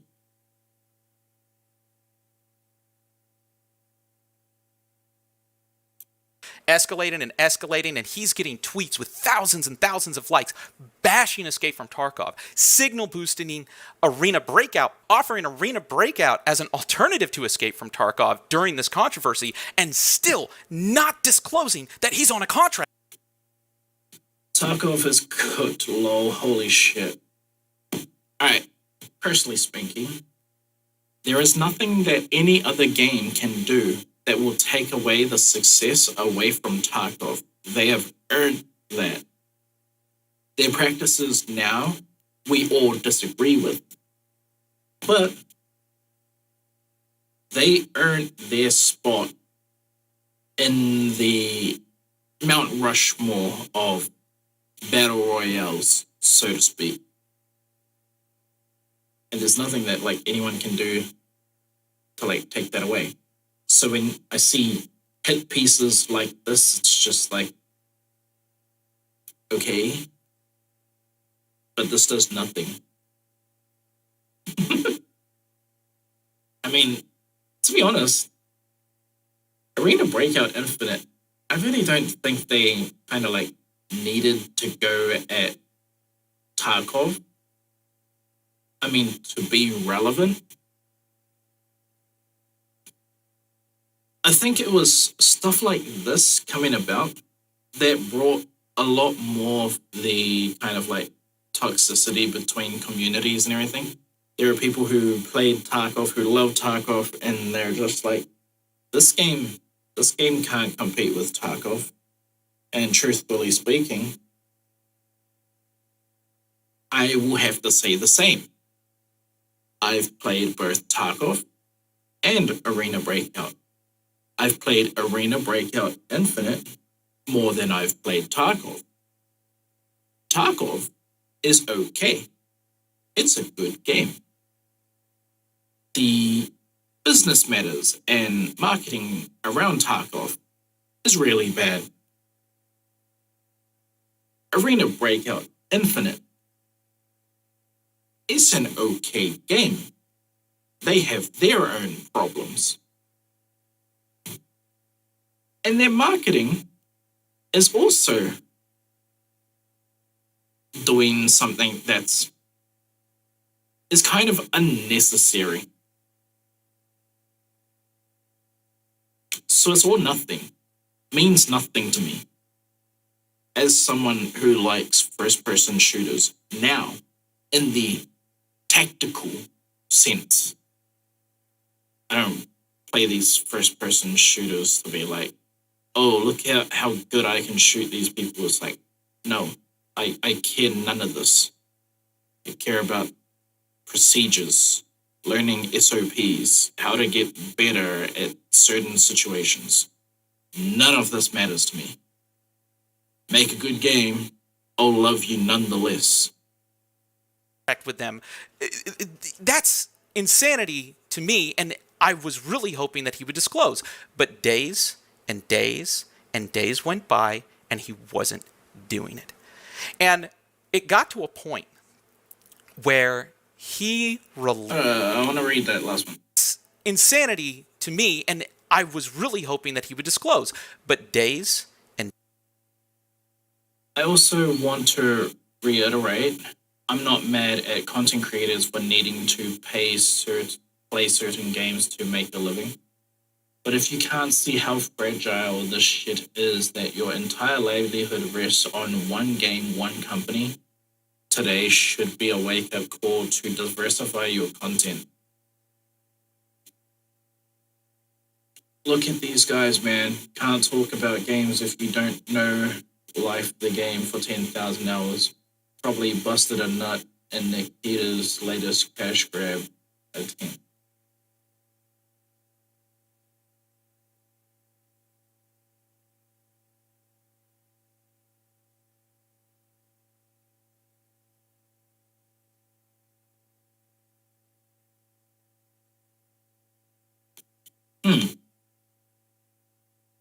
I see a take like this, and to be honest, the way how he's kind of been operating is somewhat deserved. Yeah, I'm not a complete shill for Ready or Not. Back before 1.0, I would have been, and if they had followed through with the kind of like, it didn't end up becoming what I dreamt it to become of. And so that's kind of why I've given them a lot more lax. Like, I'm not as serious about Ready or Not. I will still play Ready or Not. Every new piece of DLC content that comes across my plate, yes, sir. But, yeah. That being said, someone else is going to come out and say, oh, that game is shit for this, and this. This is the best. It's just like, okay, that's your opinion. I honestly do not give a fuck. But when they start saying, well, it's the best opinion out there, like that no one else is enlightened to this. Like this is reality. It's like, no, bitch. You don't get to say what I think is right or wrong. I do. That is your opinion. This is mine. So yeah. Days and days went by and he wasn't doing it. And it got to a point where he released a video covering Arena Breakout after all of this, after making this entire arc of blasting Escape from Tarkov, promoting Arena Breakout, after admitting to me that he's on contract. Now, he makes a video promoting them. And for me, again, I see this, and I'm not trying to start beef. But I was hoping, especially since, just recently he left a comment on my YouTube channel. I'm waiting for the part in the video where you'd let people know your affiliation through Black Site with this game. This isn't the first time you've done this, and I'm not going to be... Man, it's not a good look. I've spoken to you about this in the past when you failed to disclose these business connections. Informing me of something that he thought was out of place. So I left a comment on his YouTube channel. And I said, hey, I mean, he's making this video about Arena Breakout. Isn't this company sponsoring you? And publicly, he responded to me. And he said, basically, no, that they hadn't actually gone forward with the deal or something of that nature. And I'm like, man, that's suspicious. I don't really see how that could happen. And after I posted this comment, he got really angry about it. On his live stream, for a split second, I think before he realized that he was giving himself away, he said something along the lines of, oh, I told you that in confidence. And I want to remind you, Big, you didn't tell me anything in confidence. I asked you because I was suspicious of you, and you told me the truth, and you didn't tell anybody else the truth. I never offered to keep that information secret. And as your behavior has continued to escalate, I have to treat you almost similar to some of the other developers that I have covered in the past that start doing things that are shady. And unfortunately, after watching you do these things, that's how I have to start treating you. So when I asked you for that information, I was not asking in confidence. I was asking because I was suspicious. And I would even go as far to say the only reason you told me the truth wasn't because you wanted to. I think you knew that I knew, and I think you knew that if you lied to me, it would have been worse. So please keep that in mind. But after this exchange where he messages me and he's very angry about this, I start asking him more questions, and I'm like, look, man, I mean, you obviously signed some kind of an NDA. You were obviously engaged around like April 15th. Can you show me anything that would like vindicate you here? Because this is starting to look really suspicious. And he sent me a screenshot. He sent me a screenshot of his manager confirming this sponsorship on April 15th when I first suspected that he was starting to cover this game because he had received a paid offer. And the craziest thing is when he sent that to me, I think he thought that vindicated him. And I responded, I was like, Big, this says April 15th. This is exactly the time frame that I was confronting you about, that I was suspicious that the time frame that I was confronting. Oh, it does. April 15th, 2024. Another offer approved for this month. Ooh.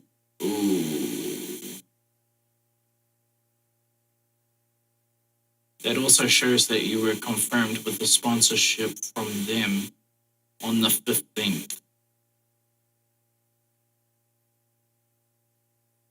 Yeah.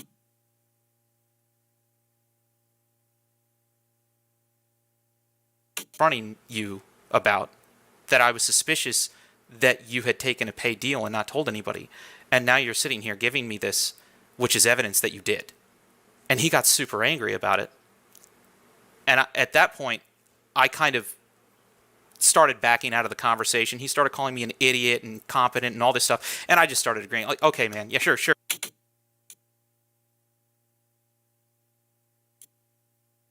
And keep in mind now that I added this to my channel recently. And it is also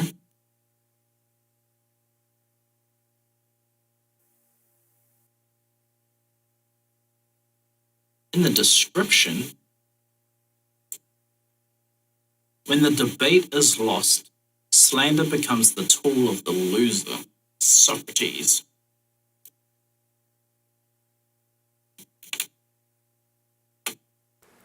And at that point, I kind of started backing out of the conversation. He started calling me an idiot and incompetent and all this stuff. And I just started agreeing. Like, okay, man. Yeah, sure. I just let him say whatever he wants. Because, I mean, at that point, I mean, if you're really that far gone, man. If you're really that far gone where you cannot realize what you just did, then, I mean, it's over. It's over. I mean, you're not the person who I thought you were. Or maybe you changed. I don't know. And after that exchange, after I left that comment on his YouTube channel where I was disclosing this to people, he banned my account from commenting on his channel. He deleted that message on his video. You can't find it anymore, which means that he's actively suppressing people that are trying to call him out for this and at least try to keep him honest. And then literally 24 hours later, he posted the sponsored video that he had already created and sent to Arena Breakout, which ironically, the sponsored video that he had Arena Breakout in was also a hit piece on Escape from Tarkov, which is crazy because Arena Breakout would have had to approve that. That's what was hanging everything up, by the way. The reason he had not posted the sponsored segment with Arena Breakout earlier is because with these sponsorship contracts, you have to send them your draft for them to sign off and agree on everything you say. This is true. This is true for a lot of different genres of games as well. This is known. Draft for them to sign off and agree on everything you say. All the influencers that say, oh, but, you know, like, I was going to say the same thing anyways, and, you know, these contracts don't impact my coverage or my bias, whatever, that's all a lie, just so you know. You have to send your draft for this to them for approval. And later on, Big Fry went off on this whole, oh, but we hadn't signed contracts yet. Whatever you had done to the point where you were sending them drafts. You had done to the point where your agent was sitting there confirming to you paid offers from them and you told no one. Now, is that an FTC violation? Is it not? I'm going to be honest, man. At this point, I'm not the one that makes that determination. If anybody watching this video thinks that this is an FTC violation, there's a link down in the description. Go file a report because the FTC is... But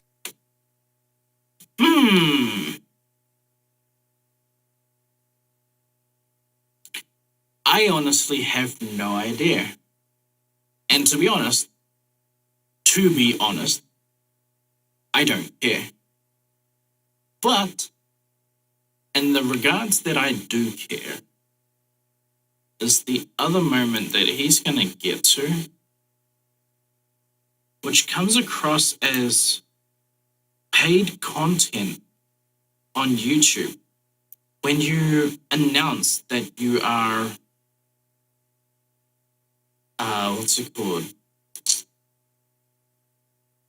That the video has paid content.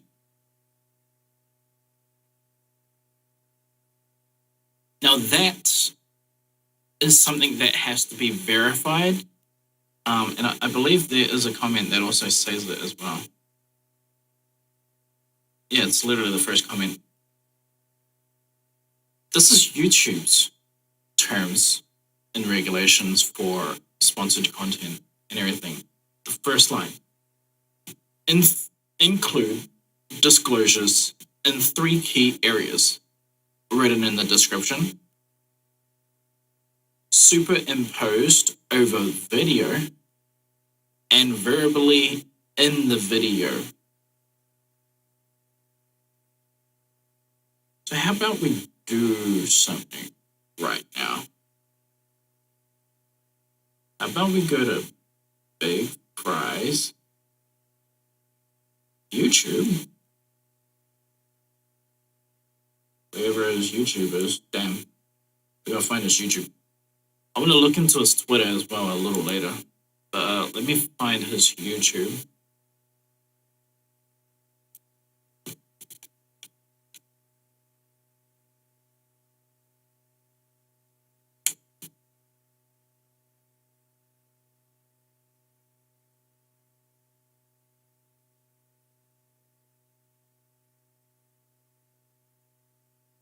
Okay, so he said that the video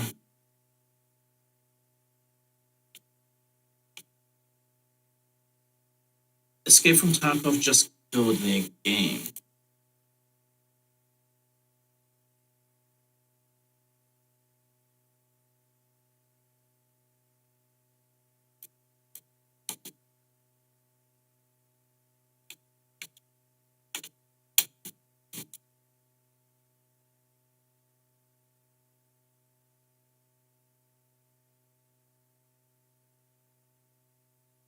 So we've watched a lot of development teams torpedo themselves in the past.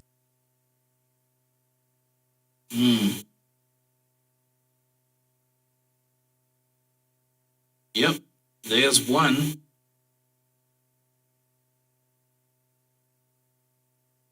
Games like The Day Before or Direct Contact. There's been a ton of them.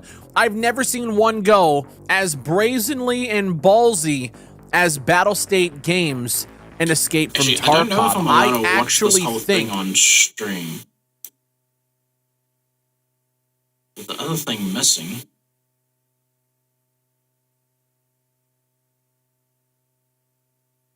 Yeah.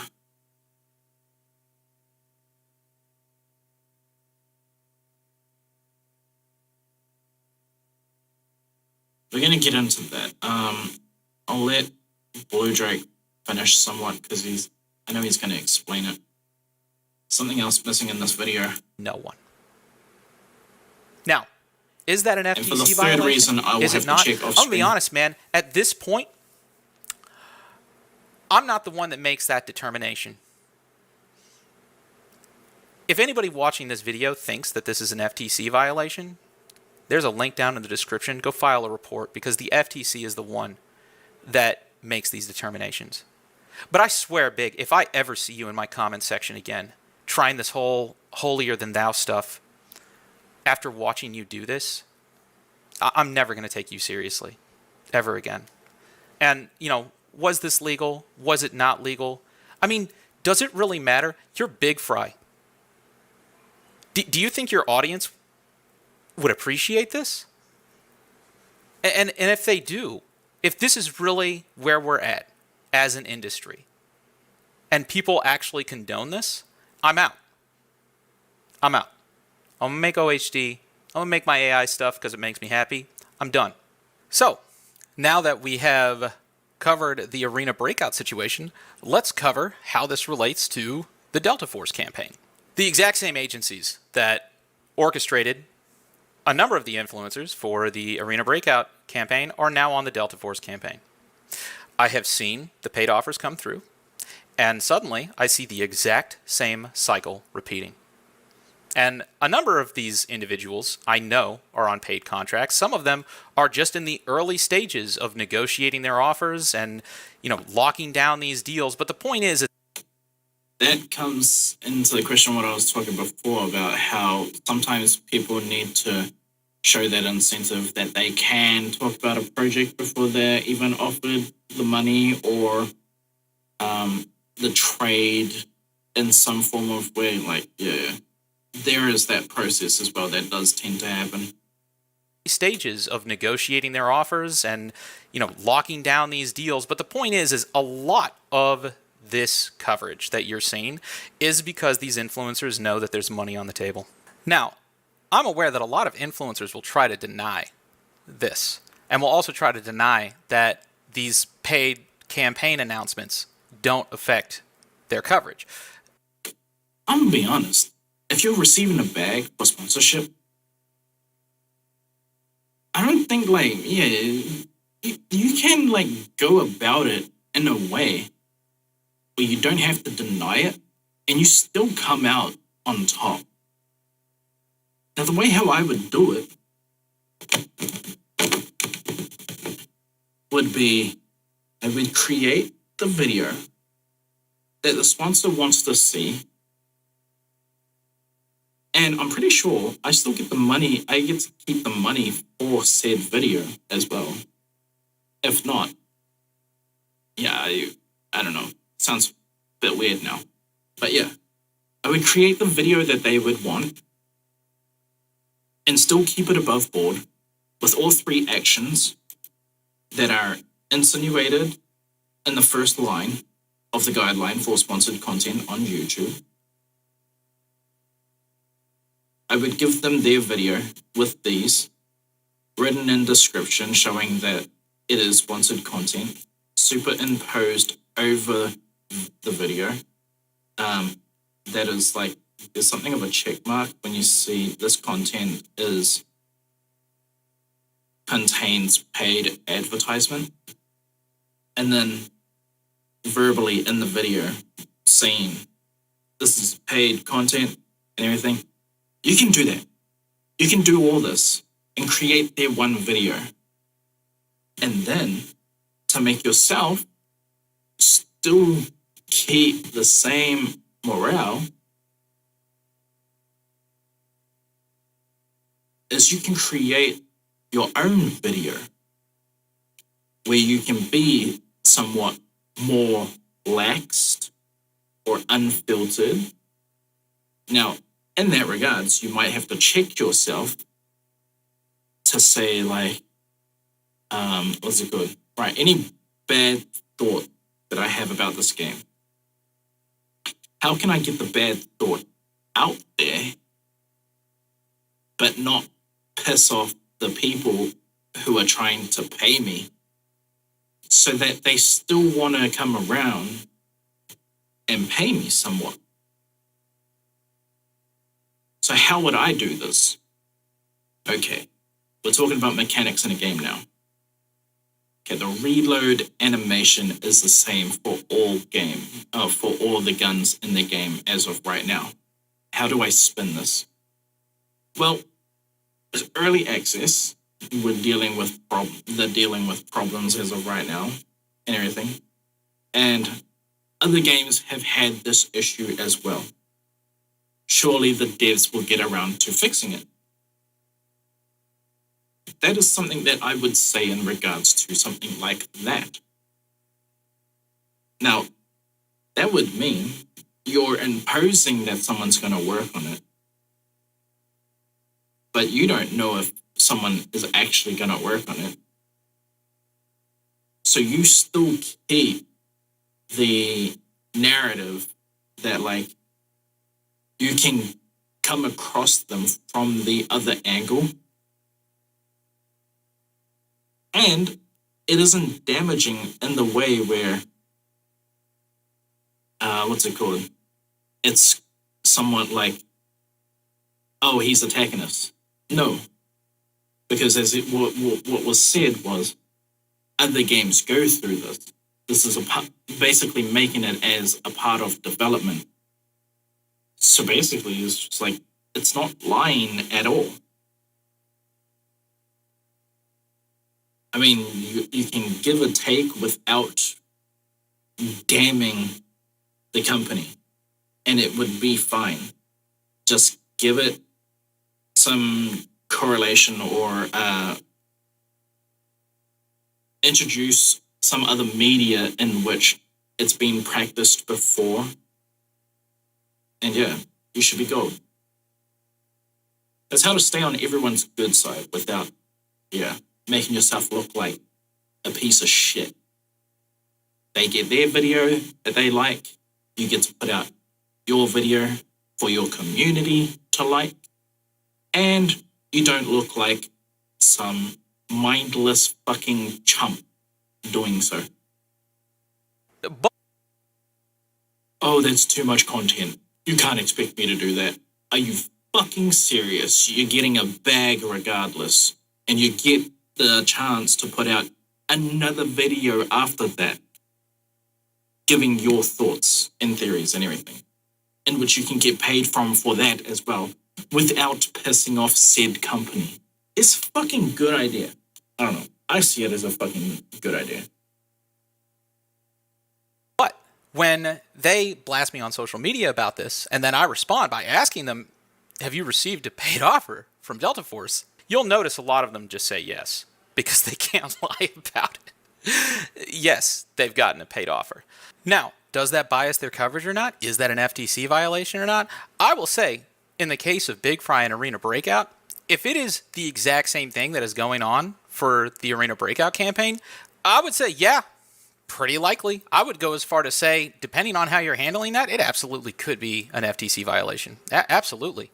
The FTC is still the one that makes that determination. So after enough people file a report against you and then they send you a subpoena or whatever else they need to do in order to conduct their investigation, I guess we'll find out for real. But from where I'm sitting, if you're doing the exact same thing that you did for Arena Breakout again, yeah, possibly. It definitely could.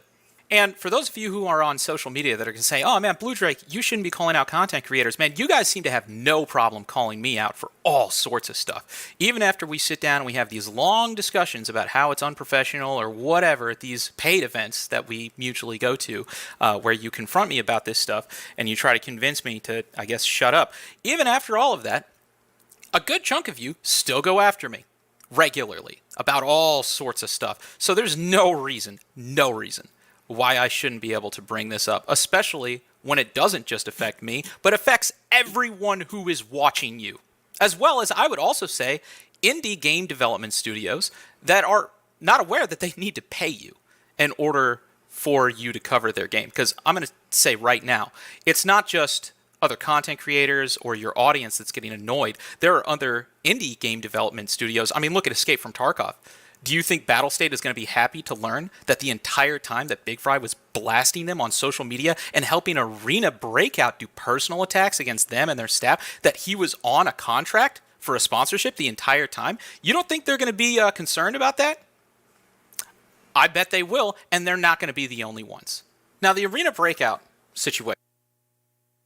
I just want to speak on this as well, just before he continues and everything. I have promoted games without receiving a pay cut, and I am perfectly fine with that.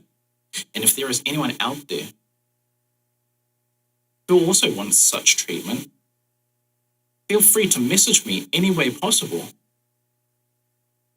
No payment plan. If you have a game that I am interested in, that you think could be up my alley, that you would like some exposure for, feel free to let me know, one way or another. Anyway, it's perfectly fine. I have no idea if you have the ability. I'm guessing people don't have the ability to. There's a community tool. Is this... Am I the only one that can use this? Or can other people use this to get in contact with me? I think I'm the only person who can use this. So here's my Discord. This will bring you to my actual server that I've created. Feel free to contact me there. That would be just fine. Like I said, I've promoted games before without being paid for it. I do not mind it. Yesterday, we played the demo for Running with Rifles. And then I bought Running with Rifles. And I promoted Running with Rifles. If you have a good game let me know. I'm interested. Back to the video. Is the most egregious. There's a lot more than this. But this video is approaching 30 minutes now, and I don't want people to complain, oh man, it's just large video, oh my gosh. Deal with it. But I don't want to make this video 45 minutes to an hour. So I'm just going to say this. There is a lot more to this. And there are... I have turned this 30 minutes into 2 hours of content somehow. I do not know what that means. Should I be congratulated or just like, should I lose subscribers for that? You be the judge. A larger number of people doing the exact same thing, many of which are on the exact same teams that Big Fry is on. Whenever you see a video that he does and he's with a whole sponsored squad and oh, we're having so much fun. Yeah, they also do stuff like this. And for this video, I'm going to focus primarily on Big Fry and the handful of other creators who I think are also egregious examples that I've shown as screenshots here. But as time goes on, and especially now that I know that apparently calling me out is okay, even though in New York you guys told me that starting beef with other people is not a good thing, but I guess that doesn't apply to me for some reason. But now that I know how you guys operate, as time goes on, if you do not course correct, if you do not stop doing these things, I am going to start covering what you all do as well. And I would like to remind everybody, if you see this kind of stuff, report it to the FTC. Links down below. Go report them. So look, to wrap this up, while I could go into this for forever, I just want to lay this out. I need to do some research into this FTC thing. So I've never heard of about them before and anything, but I probably should. In a very simple... I'm not saying that I'm going to report Big Fry. I want to know, what is it that these guys do exactly?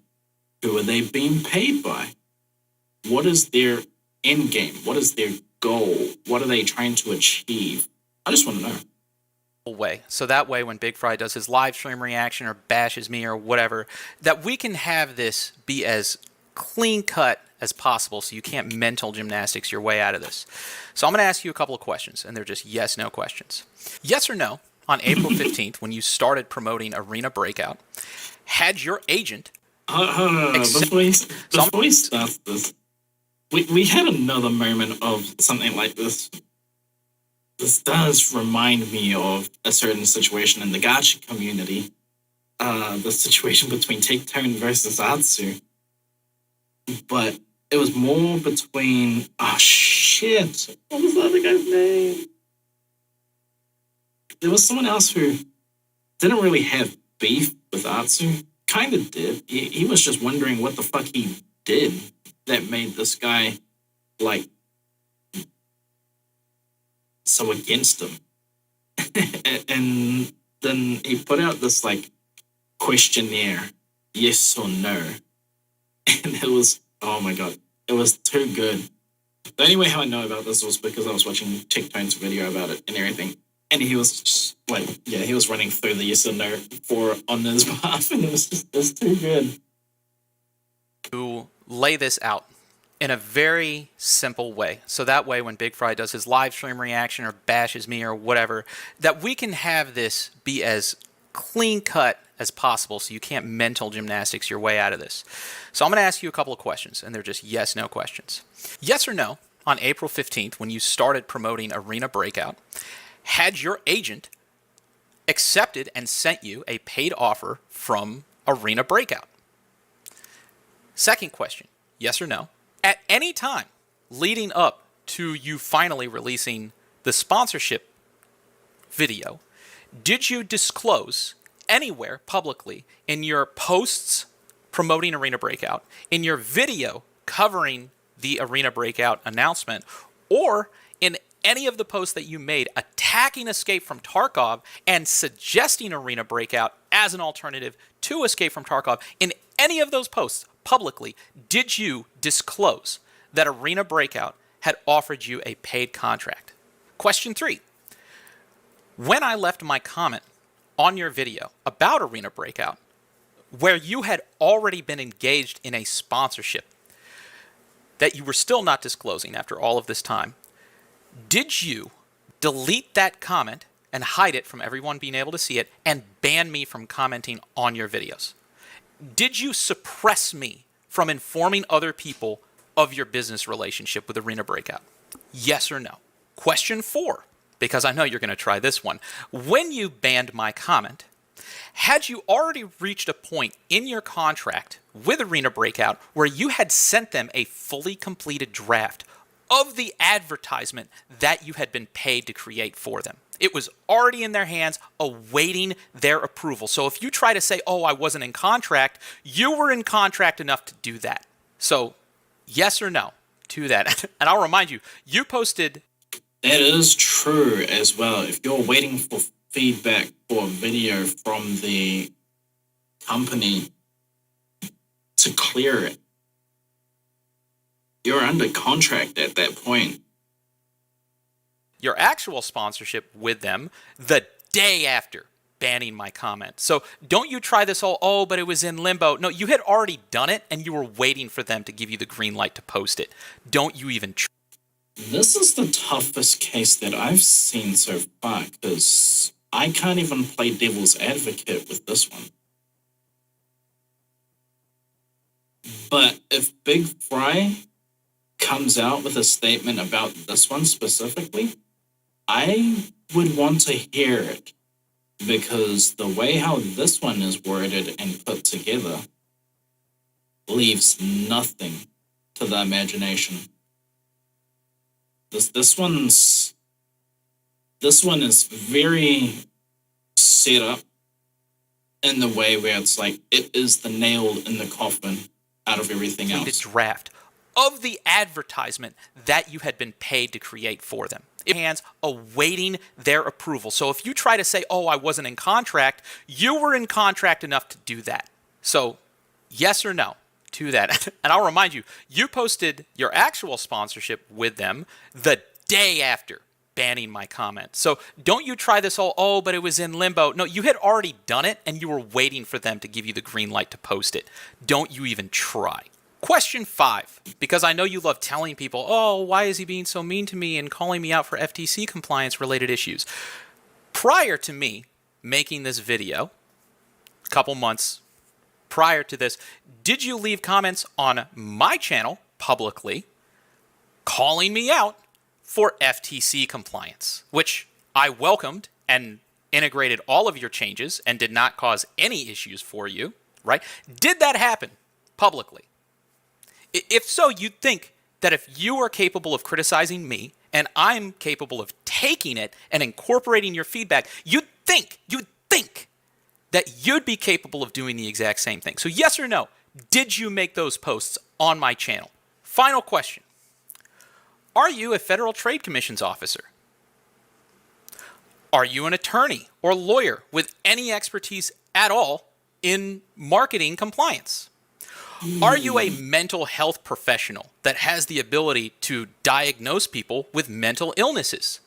If you are none of those things, then explain to me why the hell you're on my channel giving me FTC advice. Explain to me why you are leaping to accusations of mental illness and accusing me of gaslighting everybody.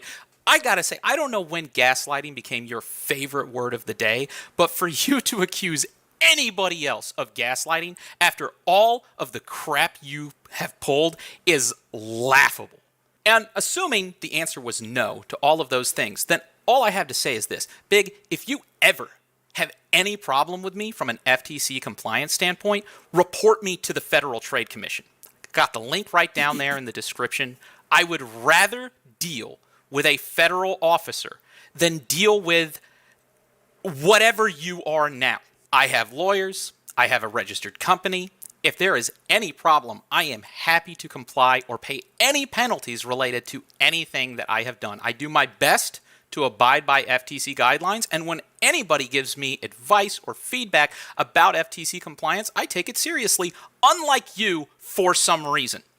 But if you are truly this incapable of having an adult conversation about these things, which I have tried with you multiple times in private and in public, then honestly, I would rather deal with the FTC.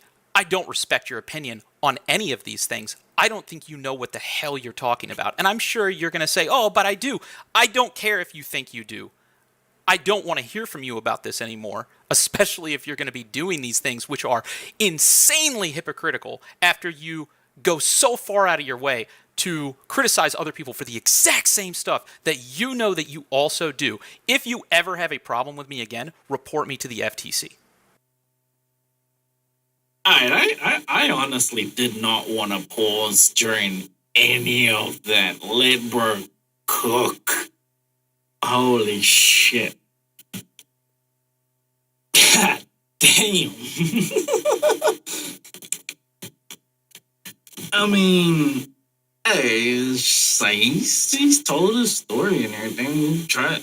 They approached him. They wanted to settle it behind, like, not public and everything, behind closed doors, curtains, whatever the fuck. And he abided. And then they want to flip the script. And I'm guessing they're going to use the terms like, oh, yeah, he didn't have to take it that far. Just like, we only were talking about the AI thing because it's AI and everything. And this was a whole other matter and everything. It didn't need to go this far. It's just like, bruh. Talk about like a 4K snapshot of you having your hand in the cookie jar. That you also do. If you ever have a problem with me again, report me to the FTC. I would rather deal with them. And to wrap this up, because again, we're coming close to the 40-minute mark, I just want to allude to some more things that I could talk about. I've already talked about how there's a lot of other people who have done similar stuff to this that I could talk about. I've talked about how this is really just the tip of the iceberg. And I'll talk about a few other things that I've noticed you do, Big Fry. On your channel, none of your sponsored videos are tagged as paid promotion using YouTube's disclosure system. You got the little hashtag ad thing, but that's not enough. And let me explain to you why, since you apparently don't understand. When you use the YouTube ad disclosure, it actually places paid product placement in places that little hashtag ad cannot show up, such as Discovery, Browse, and other places where you can't see the description. I need to talk about this as well, because this is some content creators, I do understand this, some content creators see this as anything is like that's known as paid promotion, anything that has this specifically, people get worried about that. And so that's why I gave my solution about this like earlier.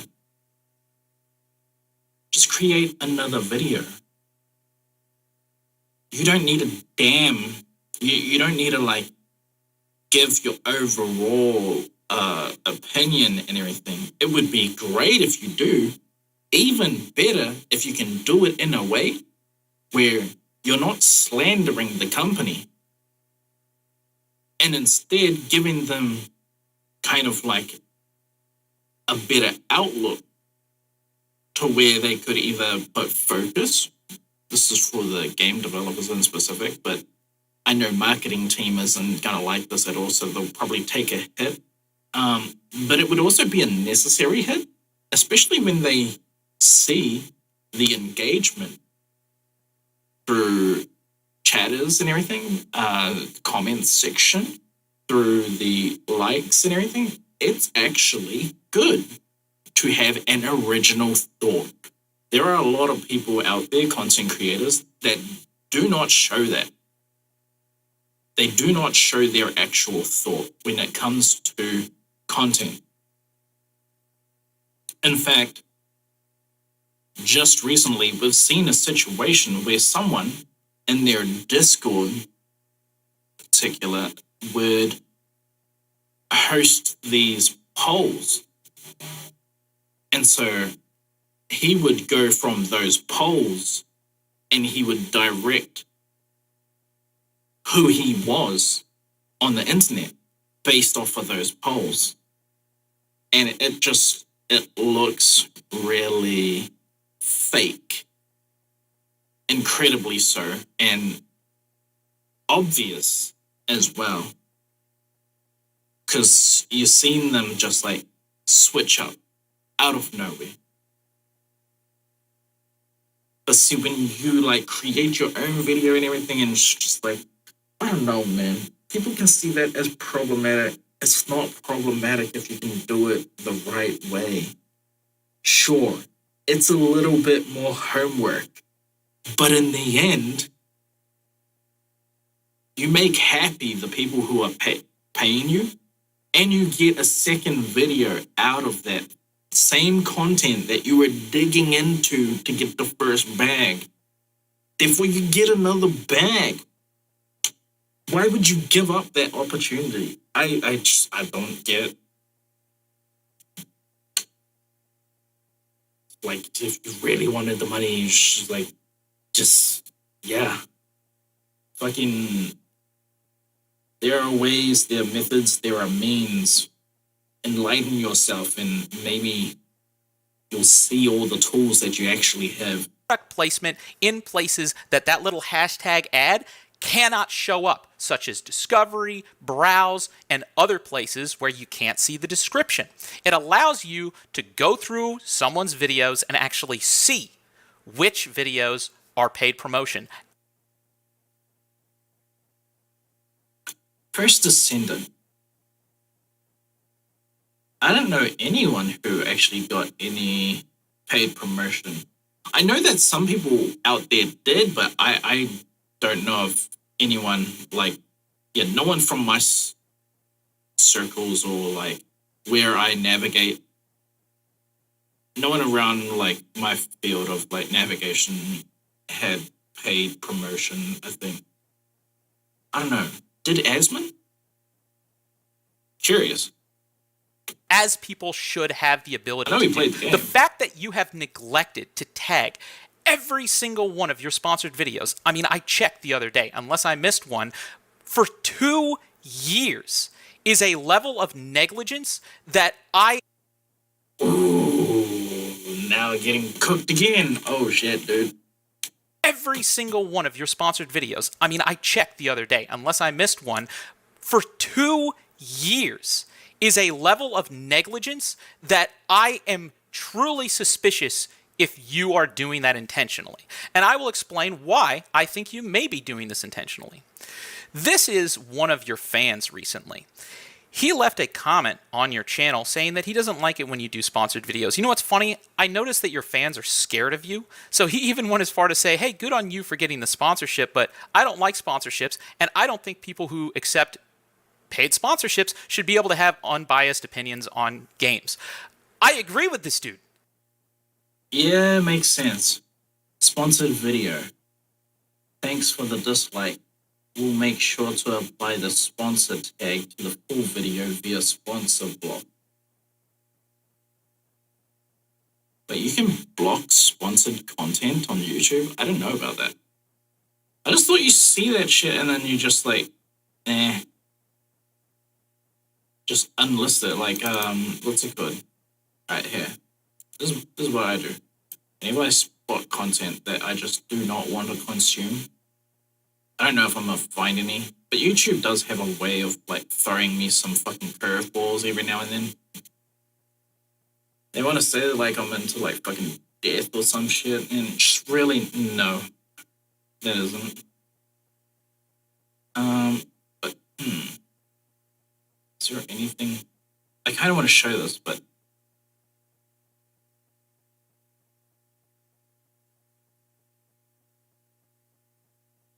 Damn it. Alright. We're going to make a sacrifice in a moment, but we're going to undo it as well. What can we sacrifice? We're checking out this video right after this as well. Kyle Beats, man. Holy shit, that's big news as well. Goddamn, are we just on drama today? Hey, we'll do it with Big Fry. Alright, so if there's content that like I don't want to consume and everything, whether if it's the thumbnail, the title is I know is misleading, and if it's like the third time that it's the same YouTuber talking about it, here's what I do. I click these three little dots, and I just do not interested. It doesn't mean that like I don't want to see their content. I just don't want to see that video. So yeah, that's what I do. I think that makes sense. If he left that comment on my channel, I'd be like, man, you know, you do you. That's totally fine. But this individual who left what I think is a very polite comment, you want to know what your response to this guy was? Fuck yourself. That was your response. And then you posted him on social media in your typical maneuver where you want all of your fans, I guess, to dogpile on this guy and harass him over.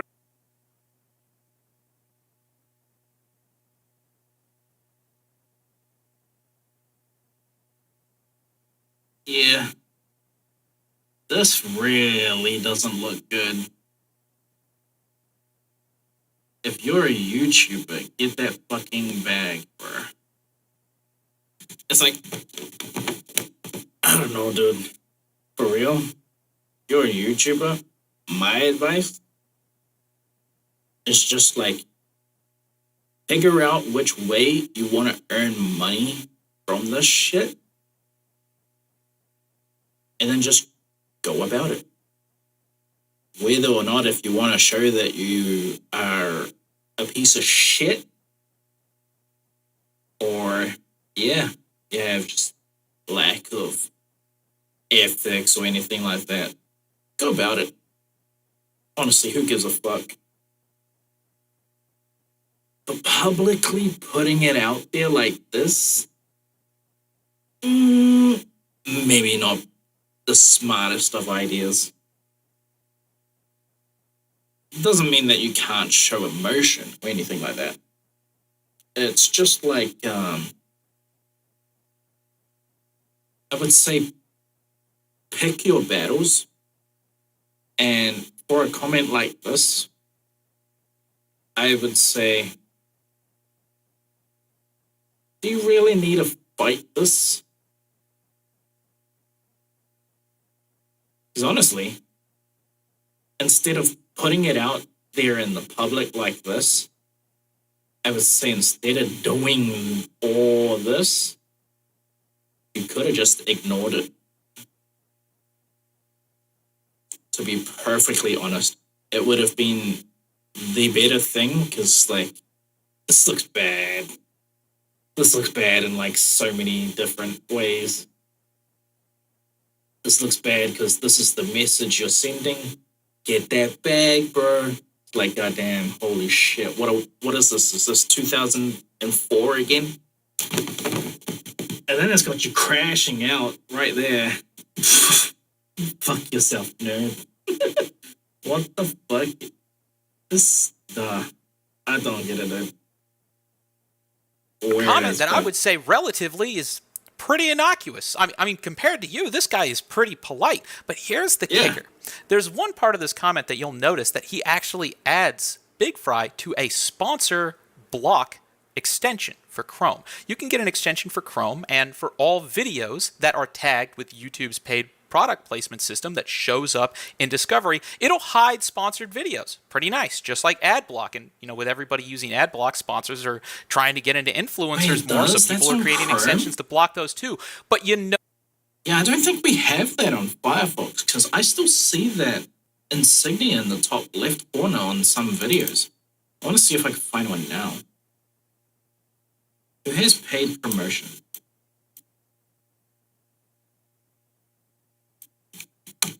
We'll just look it up. Paid promo.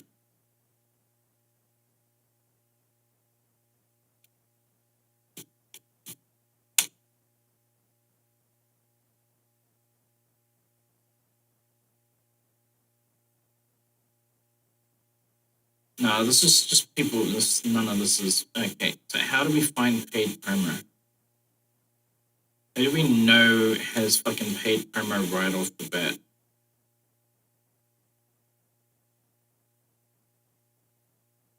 I would say admin, but not really. He puts out too much videos to try and find one paid promo out of all of them. So like, it'll be too hard. Son of a bitch. Yeah, I don't think I'll be able to find one. No one way to make sure that But I those didn't know they had extensions that don't thing. work on your videos. It's to make sure you don't disclose using the YouTube disclosure system. And I'm extremely suspicious, especially after watching a lot of these influencers straight up lie to me about almost everything else. Are you intentionally not disclosing that because you're mad that people are using these extensions to block your paid sponsorship content? Because I'll say myself, recently, when I watch your videos, I'm See, that's what I was saying. Like, if that's the case, then, like, if people just don't like that kind of content, why not just make the second fucking video? They only paid for the first one. The second one is all you. You don't need to put down any of their info for the second one. I know it'll look weird coming from everyone else. It's like, but you have paid promo for this. Like, yeah, but this video isn't the paid promo. The last one was. I mean, they might not believe you, but still, it's just, that's that cross you gotta bear. Who gives a fuck? Seriously. starting to just assume that you were on payroll when I click a video because I can't see the paid product indicator in my feed whenever one of yours pops up. I click it and I'm like, yep, this is an ad. I wouldn't have to do that if you actually properly disclosed. And the fact that you're not only not disclosing in the way that you should be, but you're sitting here saying get fucked to your fans that are complaining about it and want to be able to have this ability. Dude, never even talk to me again about this stuff. Ever. So we're at the 40-minute mark. I'm sure people who have attention deficit disorder are going to complain about this being too long. But, I mean, this video is going to affect your life. It's going to affect your career. So you sure as hell better watch the entire damn thing if you are involved with this. For everybody else who is associated with Big Fry and associated with these campaigns who are doing these things that I think, if the FTC were to investigate, would not end well for you. I will say this. I am going to give you guys a head start, and you can spend some time getting your stuff together, okay? I was not going to say anything at all, but recently you guys have felt like you have the option to go after me for all sorts of other stuff that I actually still think is very much in the green. For instance, a lot of people hate my AI work. I'll tell you this, all the AI stuff I'm doing is above board. If I'm using AI to clone my voice, it's my voice. I can do with it what I want. If I'm using AI to write code or do anything else, I am training that AI on other code that's either open source or MIT licensed. It is my intention to do everything related to AI above board because I believe in the technology and I actually think it can be used legally. So if you want to go after me for that stuff, oh my God, feel free. But I swear, if you all start doing this, you are going to open up all of you for me to come after you for things that I know are way worse than anything you could have to say about me. So do it. Ratio me. Blast me. I can't wait to spend the rest of my life holding you all accountable. And you're going to be so mad, man. And you're going to have so many of your fans coming after me. Dude, let's go. Ooh. I don't think these guys realize the kind of dog they just bit from. I mean, this guy, he was salty about video game producers with their quality not being up to a good standard, and they're wanting money, like the money price of quality, but did not want to put it in the work. This is the guy that you're dealing with. And what did he do? He created a free game where he's pursuing quality and he's raising the fucking industry standard as well. He is one of those people who is also raising the industry standard when it comes to first-person shooters. His fucking open API has been used before from other game developers to theory craft and test what they thought would be a good idea. And then what they have done is they have transferred to other game studios to where now they get paid for doing the exact same work.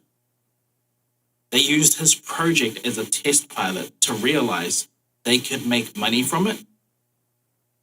And then they went out there and they got paid for doing it. I don't think you want to mess with this guy. Not when like a community of people say, we're just theory crafting a free game, and then they actually created a free game. That's some fucking power, dude.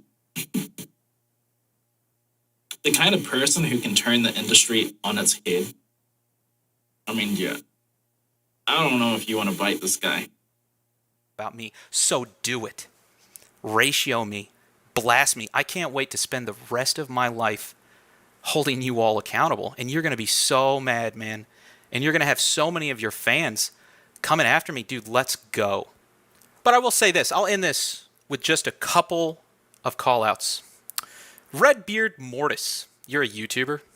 Recently, we just had this situation where I had your back because you got sued by those crazy Italian people for a DMCA claim that was fraudulent. When you made your video ripping into my game Operation Harsh Doorstop, how did I treat you? Did I explode? Did I say you had mental health disorders? Did I go after you in the ways that you all have been trying to go after me? Did I? No, I didn't. Sid Alpha, you agree with this? Is this mentality acceptable? Do you think this is what we should be projecting as people that our audiences look up to? Yes or no? I would love the answer. And I'll tell you, I'm happy with any of those answers, because if you all decide that this is okay, if you all decide that this is acceptable, industry is dead. And honestly, I think I would be at peace with that. And I'm ready. I've thought about this a lot because I know I have people hit me up and they're like, man, everyone's going to hate you. Great. I'm down. If you all are going to do this, I don't really like you guys. I think you guys know this by now. I don't really like you all. The things that you do, the stuff that you say, we don't see eye to eye. We don't have similar perspectives. So let's just call it like it is, right? Let's stop pretending that we're the same. Let's stop pretending that we're on the same page. I am on the other side of the fence from you. But regardless, even though I'm on the other side of the fence, I do think that you guys should comply with all of the things that you try to call other people out for, at the bare minimum. Thanks for watching, and I'll see you in the next one, whatever the next one may be about. Cheers. Damn. Holy shit. Redbeard and Sid Alpha. Fucking hell. Talk about poking a sleeping giant, dude. I don't get it. Why? It's not like, it's like, what's it called? Back in the days, people used to ignore problems, right? And then, like, eventually some of those problems that they ignored, they just boil over, sort themselves out. But no, it's like nowadays, that's not an option. It's like as if you challenge anything about anyone. It's like you're challenging more than just their morale, their character. You're challenging their soul and like their last fucking, I don't know, like moment where they were with someone, fucking their or everything that they've ever said. It's just like people be taking this shit too personal nowadays, and like, really, if you just took a step back every once in a while, you'll see no one else outside really gives a fuck. But if you keep jabbing and jabbing and jabbing, you're gonna get a fight. You could be throwing the weakest punch ever, but like, yeah. Damn. Alright. We have Big Fry's Twitch up 3 hours ago. How many of you content creators are being paid by Delta Force? That still hasn't been answered, right? Feel free to pass those along to me, Blue Drake. For someone who's stating the importance of truth, you sure are deleting a lot of comments on your video that are pointing out inaccuracies about the allegations you made against Big Fry. Lots of screenshots being posted in my Discord of it.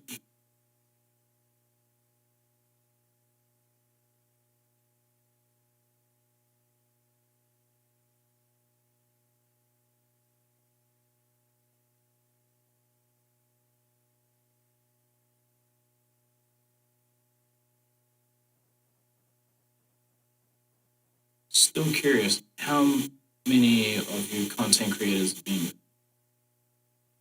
It still hasn't been answered, right? I don't get what he's talking about with this.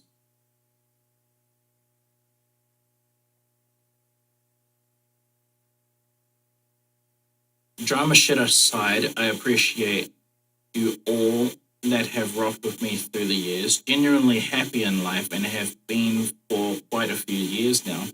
And it's all because of you guys' hard work and staying in my lane while dodging oncoming traffic. Big week ahead of us. 4 hours ago.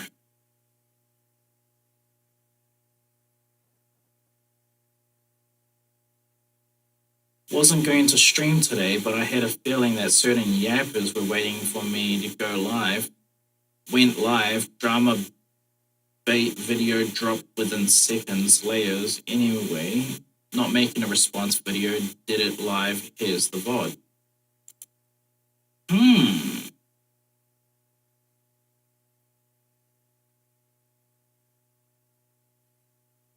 I ain't gonna lie, this one's wild. Why would you post this?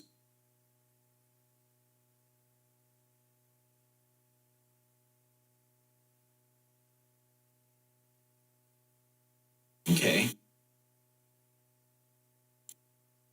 Why can't I open this?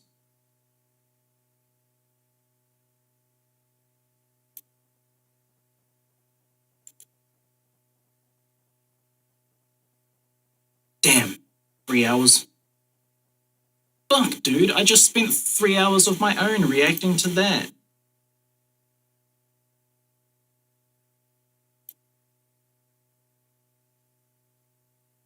Shit. Can I really?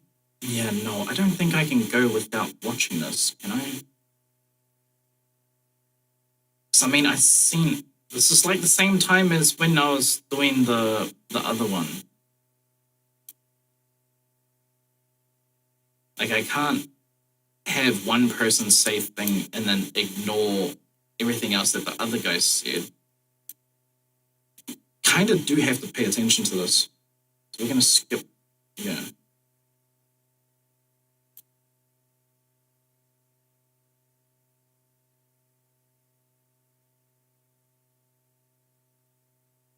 I'm assuming he starts off on it.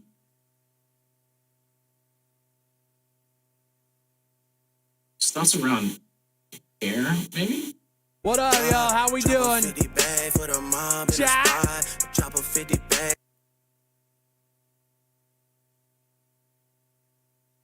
I can't have that song. Ethic.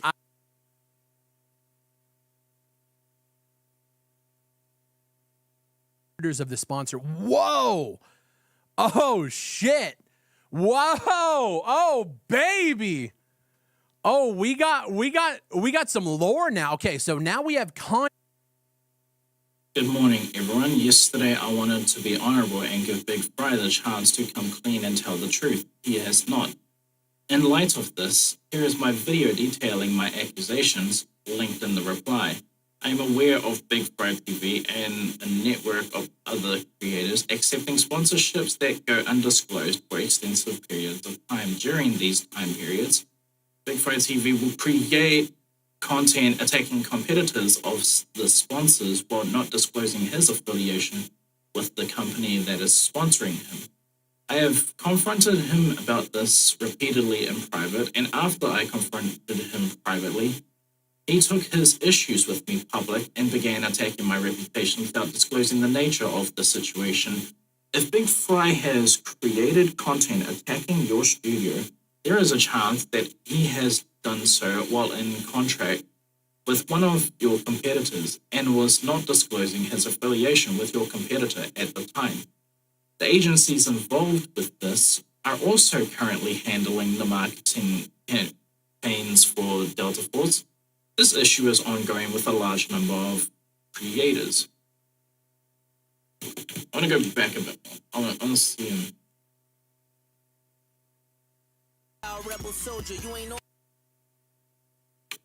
I can sense it.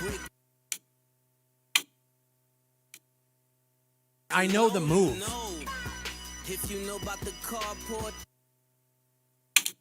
What? Let's bait the shit out of him. Good morning, everyone. Yesterday, I wanted to be honorable and give Big Fry TV the chance to come clean and tell the truth. He is not. In light of this, here's my video detailing my accusations. Link in the reply. I'm aware of Big Fry TV and a network of other creators accepting sponsorships that go undisclosed for extensive periods of time. During these periods, Big Fry TV will create content attacking competitors of the sponsor. Whoa! Oh, shit!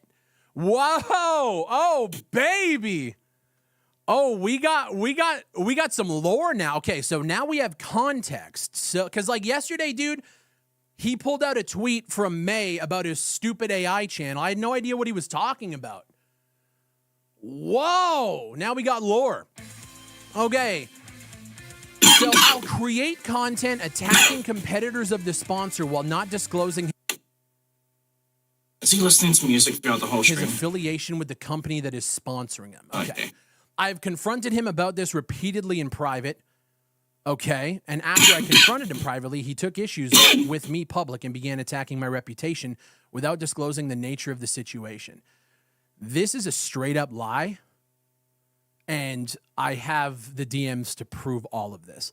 If Big Fry TV has created content attacking your... Oh, dude, I'm so glad. I'm so glad that Blue Drake is doing this to himself. Honestly, dude, I have sat by the sidelines. I have people come in here all the time and they ask me, you know, hey, have you seen this about Blue Drake? I gibber here and there. I've just sat back and watched. The agencies involved with this are also currently handling the marketing campaigns for Delta Force. This issue is ongoing with a large number of creators. Enjoy. All right, so we have the video up here. It's premiering in 6 minutes. We're just gonna watch it together. We're just gonna we're just gonna watch this together. Like, why the fuck not, dude? You know, being great. Yeah, damn it. And wishes like All right. There's a chance I'm going to have to watch this stream off stream. Like, I won't be able to watch this because he's listening to too much DMCA music and I don't want to get caught like that. So,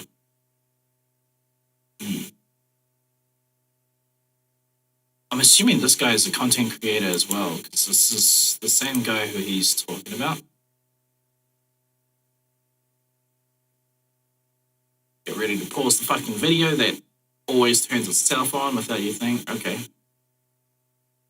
So I'm assuming about will have a link to his YouTube channel. Let's see if I recognize.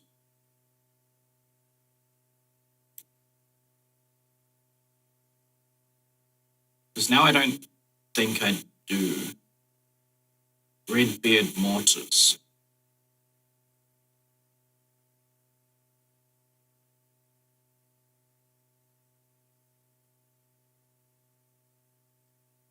I don't know.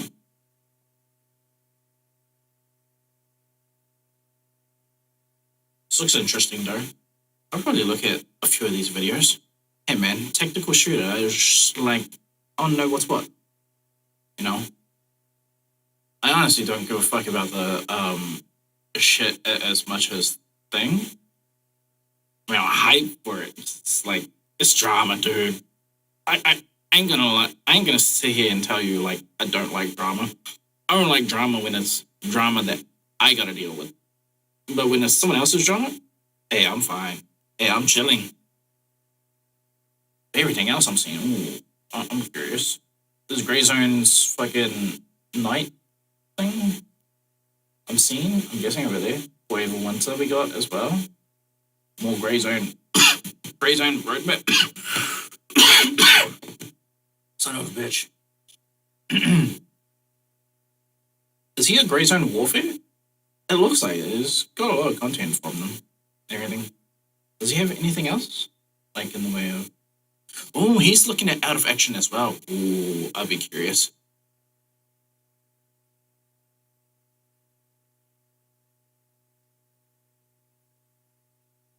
My mind ain't made up about the Halo situation. I am somewhat salty because it does look like DI is entering. But, yeah.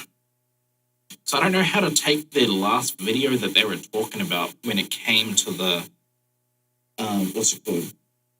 How they wanted to create a realm where they could just completely delve into the Halo kind of like atmosphere and everything. But how much of that atmosphere is representative of... Because Halo's a book, isn't it? I believe it's a book. Is Halo a book?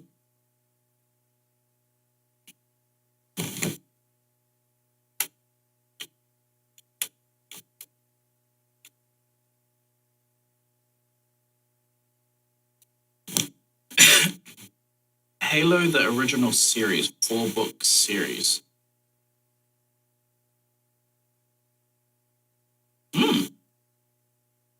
Yeah, so like when they're talking about their Halo, like creation world or whatever it is, how much of it is an adaptation of like the book and everything? Whenever it comes to like books and games, I'm always interested. Like, I never really look further into book adaptations when we have a game and everything. I would obviously always prefer the game. However, with anime, I will delve further into seeing what the manga is all about, especially if the story is that good. Now, what is that good? I would say the last that has made me completely like delve quite a lot into from an anime perspective was the Shield Hero. I looked a little bit into what was it? God damn it. It's on Netflix. That Viking like I don't know. Who's Thorfinn from? Thorfinn.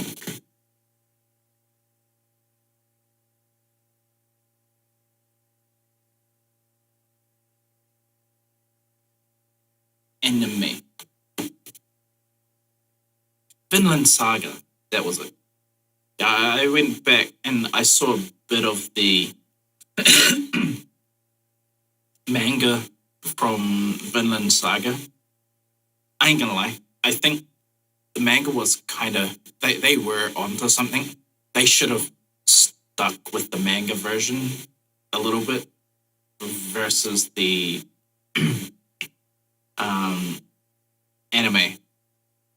The point where the manga starts from compared to where the anime starts from, the point from where the manga starts from is just better.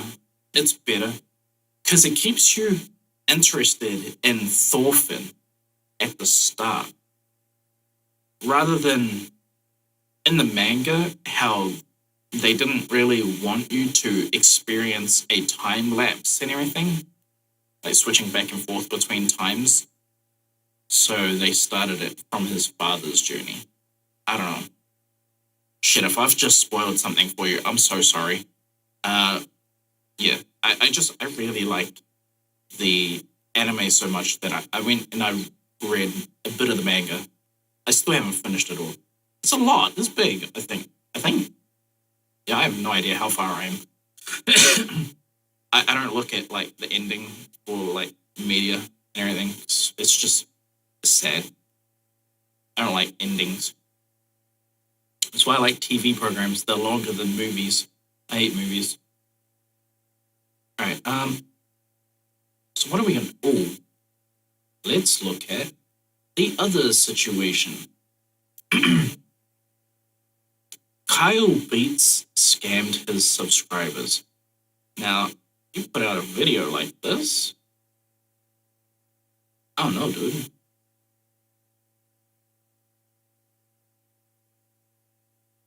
I want to see this. Let's run it.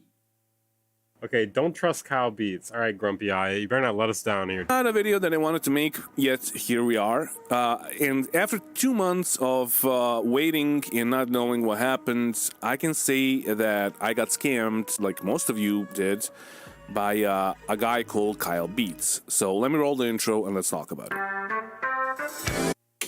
Kyle Beats, for anyone else who doesn't know, is a free-to-live producer. He has had placements before, if I'm not mistaken. He's also had moments where he's met Taz and all of those guys at Internet Money.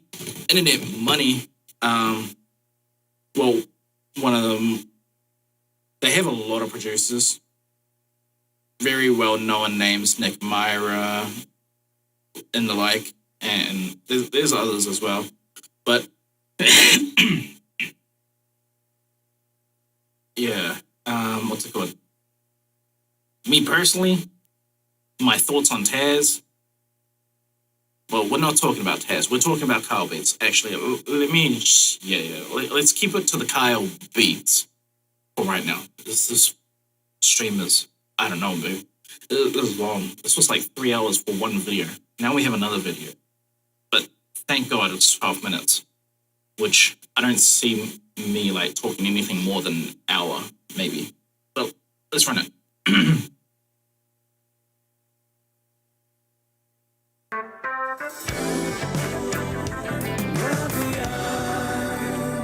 It's cool intro.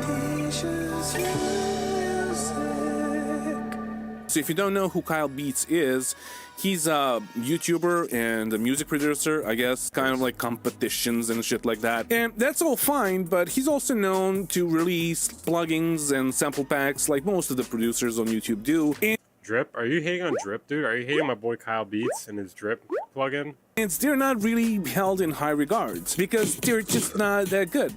They are by people that are not very smart, but yeah. They're just not that great. 2 months ago, he made a competition, or should I say he made a video where he claimed that famous... Now that was a bit of a jab. Not really held in high regards because they're just not that good. They are by people that are not very smart, but yeah. They're just not that great. 2 months ago, he made a competition, or should I say he made a video where he claimed that famous rapper stole his beat. And that was like the original... Let me see, hold on. Title of the video, but he later on changed it to like whatever it is right now, that a famous rapper used his sample and he made... Yeah, after I got like 1 million views. Millions or whatever. But in the video itself, he claimed this. Imagine getting the biggest song of your life and never getting credited, paid, or even knew that it existed. Hey. Weaver and Kyle are Freemasons. No, I'm not. I don't know what Kyle is though, but thank you for the $2 super chat, DJ Suzunu. Appreciate that, man. Yeah. This is Mexican OT. We got that Mexican OT. That Mexican OT. Go check him out, ladies and gentlemen. He's been riding the wave of a hit song that changed his entire life, but he unknowingly used something that wasn't his.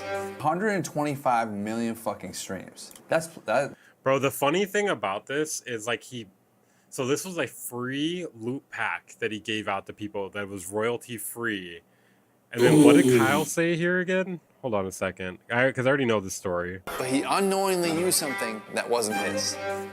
He unknowingly used the free sample from my free sample pack.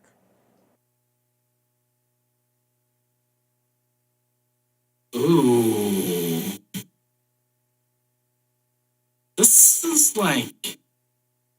This whole fucking talk about copyright when it comes to music, because I heard something else recently as well that's making me... So there's this program out there called Splice. And what they are is they create music samples. And you can get a subscription with these guys. The subscription will give you 100 credits for a month. Now, for as long as you keep paying for this subscription, that 100 points will add each time, each month and everything. And they say that when it's your sample, well then, yeah, you can flip it the way how you want and it's fine.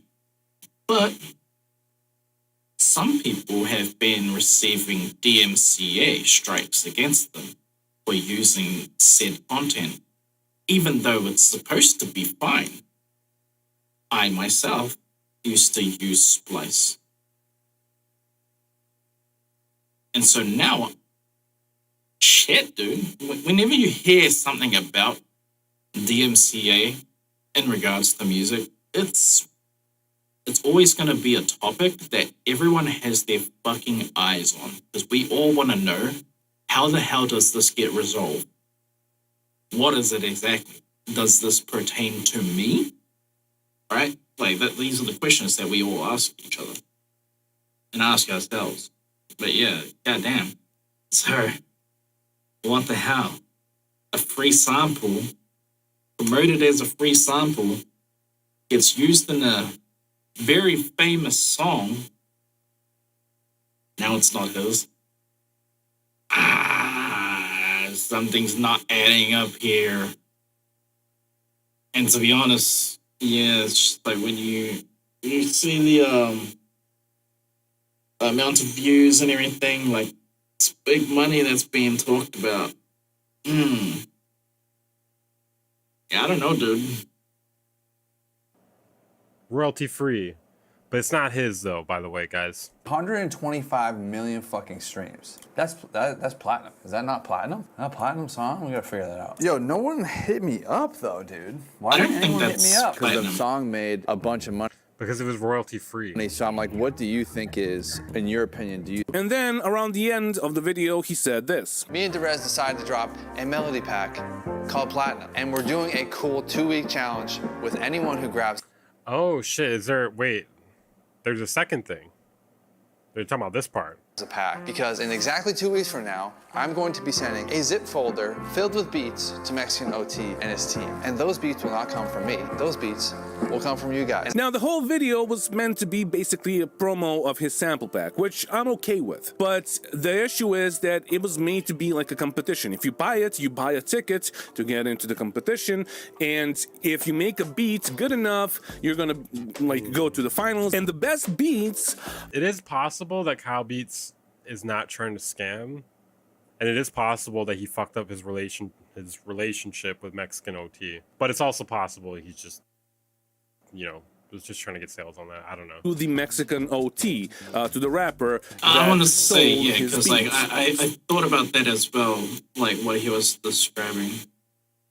So I mean, it does make sense. It's like, hey man, you put out a video where you publicly said he created a song and something in that song was not his to play around with.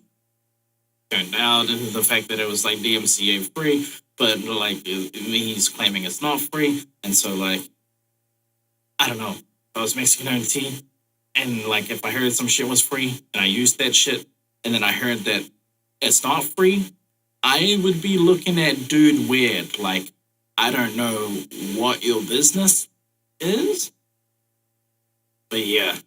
So like that would just leave me weirded out.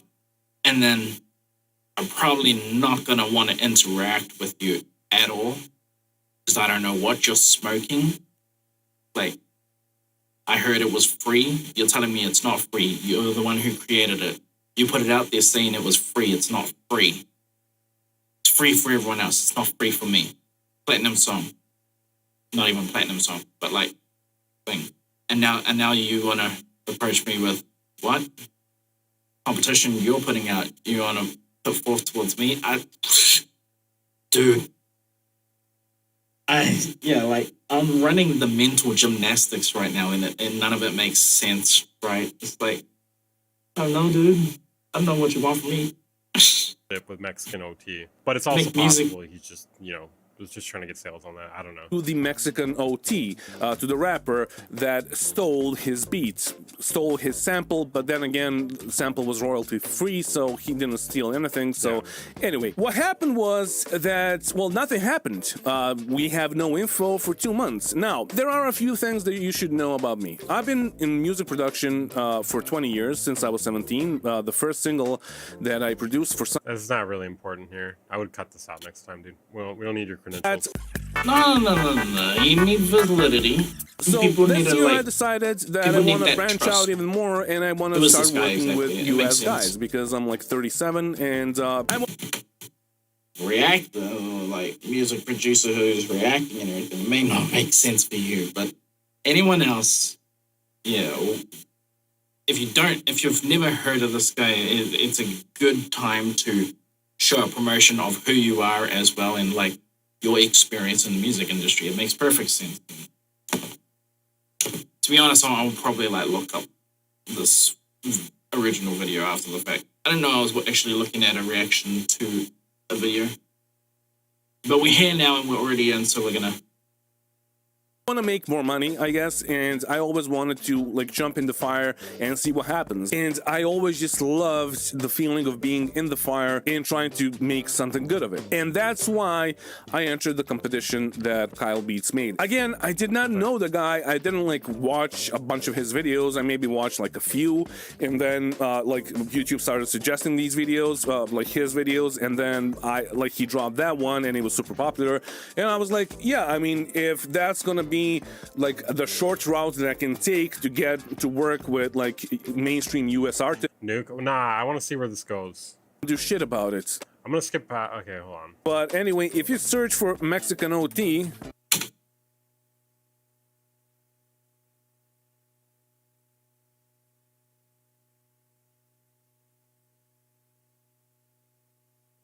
all right. So this is not a video that I wanted to make, yet here we are. And after 2 months of waiting and not knowing what happened, I can say that I got scammed, like most of you did, by a guy called Kyle Beats. So let me roll the intro and let's talk about it.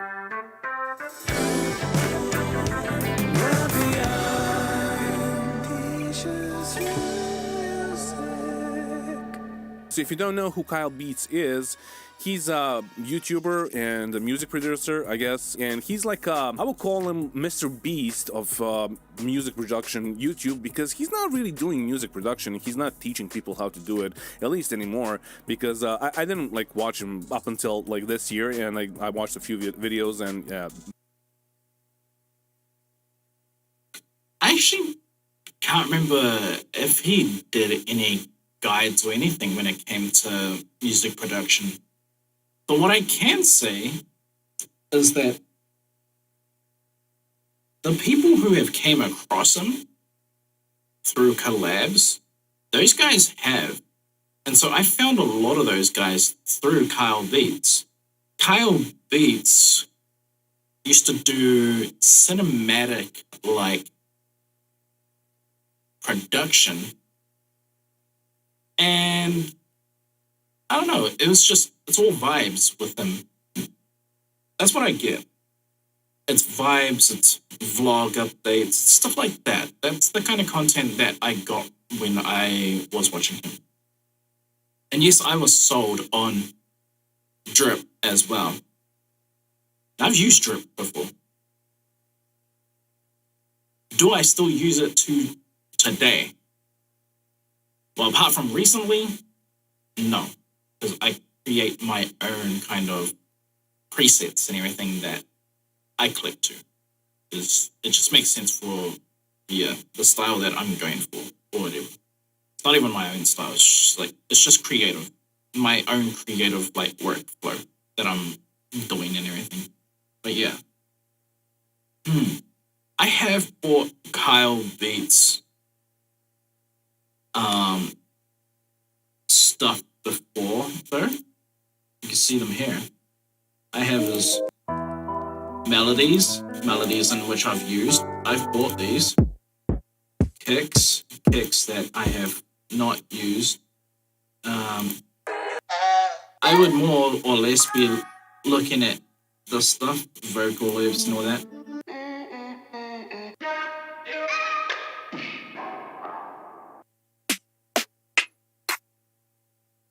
I don't like these snares. Too much other things going on inside them. And I more or less prefer snares like that one from that last beat. Where is it? That's alright. That's alright.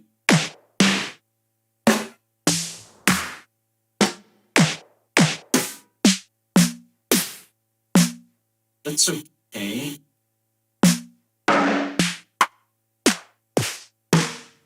All of this weird shit with snares, I really don't like.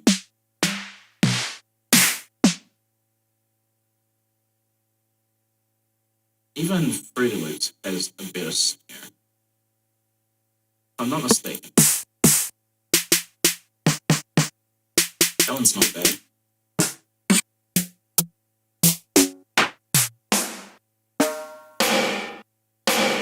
That one's good.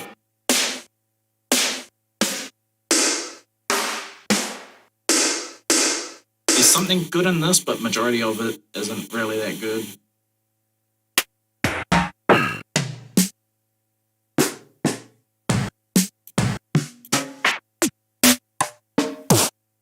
There used to be a better snare, one that I used to go to very often. I believe it was in this. Maybe not this. Maybe this one. Yeah, I think it was one of these. Somewhere. This was a favorite of mine for like a really long time. I think there's other ones as well. It'd be hard to find. I very much like Epixia. Oh. Shit, I was just about to say it for a moment. Holy shit, I haven't heard from Epixia for a real long time. Love dubstep. But yeah. I like snares, and so like his snares, I don't know, dude. I just don't like them. That was it. But yeah, most of the videos that I saw were just like Mr. Beast kind of like competitions and shit like that. And that's all fine, but he's also known to release plugins and sample packs like most of the producers on YouTube do. And they're not really held in high regards because they're just not that good. They're just not that great. 2 months ago, he made a competition, or should I say he made a video where he... I mean, I literally said like my thoughts about this. His melodies are good. The quality, however, of his drum kits, I question. But his melodies are good. They're really why I... So yeah, let's be honest. If I'm being completely honest, okay? We're looking at this shit, right? This, $40.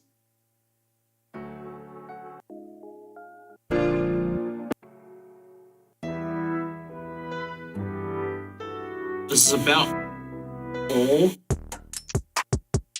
of why I even bought it for. That's it. Nothing else. $40 for those.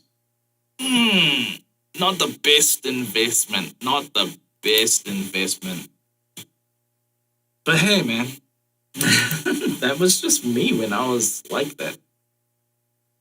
claimed that a famous rapper stole his beat, and that was like the original title of the video, but he later on changed it to like whatever it is right now, that a famous rapper used his sample and he made millions or whatever. But in the video itself, he claimed this. Imagine getting the biggest song of your life and never getting credited, paid, or even knew that it existed. This is Mexican OT. We got that Mexican OT. That Mexican OT. Go check him out, ladies and gentlemen. He's been riding the wave of a hit song that changed his entire life, but he unknowingly used something that wasn't his. 125 million fucking streams. That's platinum. Is that not? Oh, 125 million. I thought it was one. Yo, no one hit 1 million. me up, though, Like, dude. thing. Why didn't Okay. anyone hit me up? Maybe that is The song platinum. made a bunch of money, so I'm like, what do you think is, in your opinion, do you think is fair for an advance? Because I could throw some numbers, high or low, but I'm just like, I just want to know your thoughts too. And then around the end of the video, he said this. And if you're wondering if Derez got paid or not, well, no. This pack was originally released through a website I had called Pure Sound, where it was labeled as completely royalty-free. So, to celebrate going platinum, me and Derez decided to drop a melody pack called Platinum. And we're doing a cool 2-week challenge with anyone who grabs the pack, because in exactly 2 weeks from now, I'm going to be sending a zip folder filled with beats to Mexican OT and his team. And those beats will not come from me. Those beats will come from you guys. Now, the whole video was meant to be basically a promo of his sample pack, which I'm okay with. But the issue is that it was made to be like a competition. If you buy it, you buy a ticket to get into the competition. And if you make a beat good enough, you're gonna like go to the finals. And the best beats are gonna be sent to the Mexican OT, to the rapper that stole his beats, stole his sample, but then again, the sample was royalty free, so he didn't steal anything. So anyway, what happened was that, well, nothing happened. We have no info. I'm being for real. Dude, his headphones is tripping me out. What is this cord? It doesn't look like braided.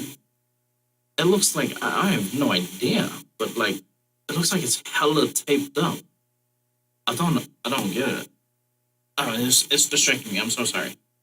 I'm still following along with everything he's saying though. To the rapper that stole his beats, stole his sample, but then again, the sample was royalty free, so he didn't steal anything. So anyway, what happened was that, well, nothing happened. We have no info for 2 months. Now, there are a few things that you should know about me. I've been in music production for 20 years, since I was 17. The first single that I produced for somebody, like it was on top of the charts, and I was 17. And I did some music before that, but I'm not gonna count that because I was too young and it was just shit. This one was okay. I mixed it. I like played something on. I am embarrassed, but my music has been on the news before. However, the reason why I am embarrassed is because the music that was used was not the best music. No, dude. It was bad. It was bad. It was this shitty piano-like tune, but I've used it with this kind of, what was it? Kind of like EDM stuff and everything. I thought it was good. Other people thought it was good too. And then it got used on the news, and I was like, it was not that good. And so I just didn't own up to that and everything. I just like that was not like a proud moment where I was like, my music made the news. No.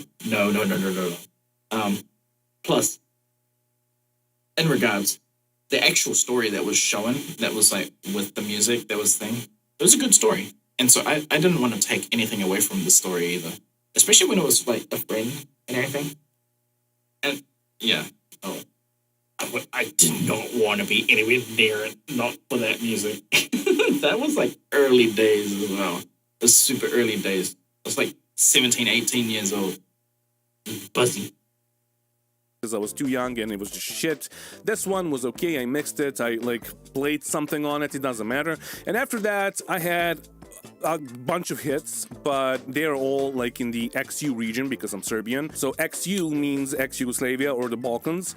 So I worked with the top like Macedonian rappers, Bosnian rappers, Croatian rappers, etc., Serbian, of course, because I'm from here.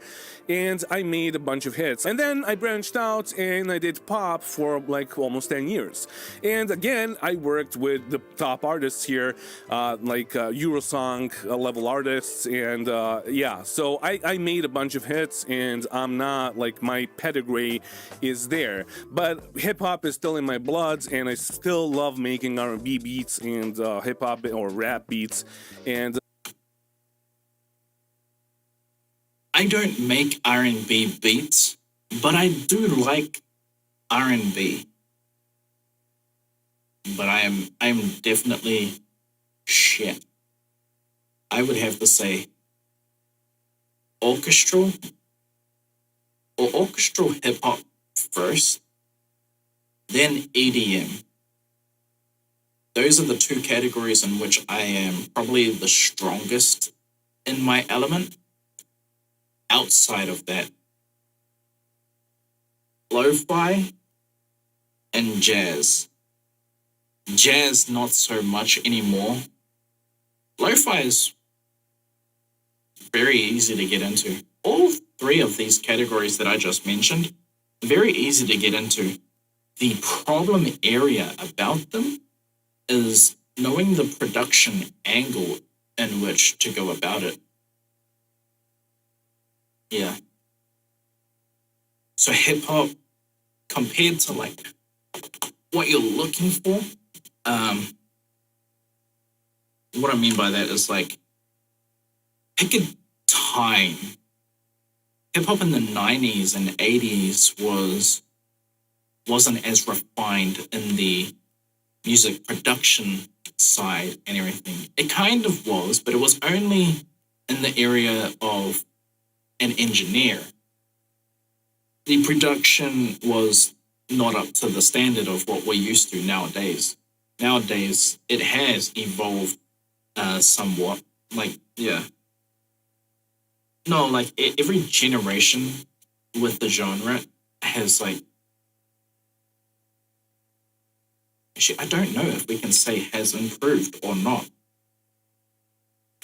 But you can definitely notice it, the evolution of like a genre. You can definitely notice the evolution when it comes to hip-hop, country, rock, EDM,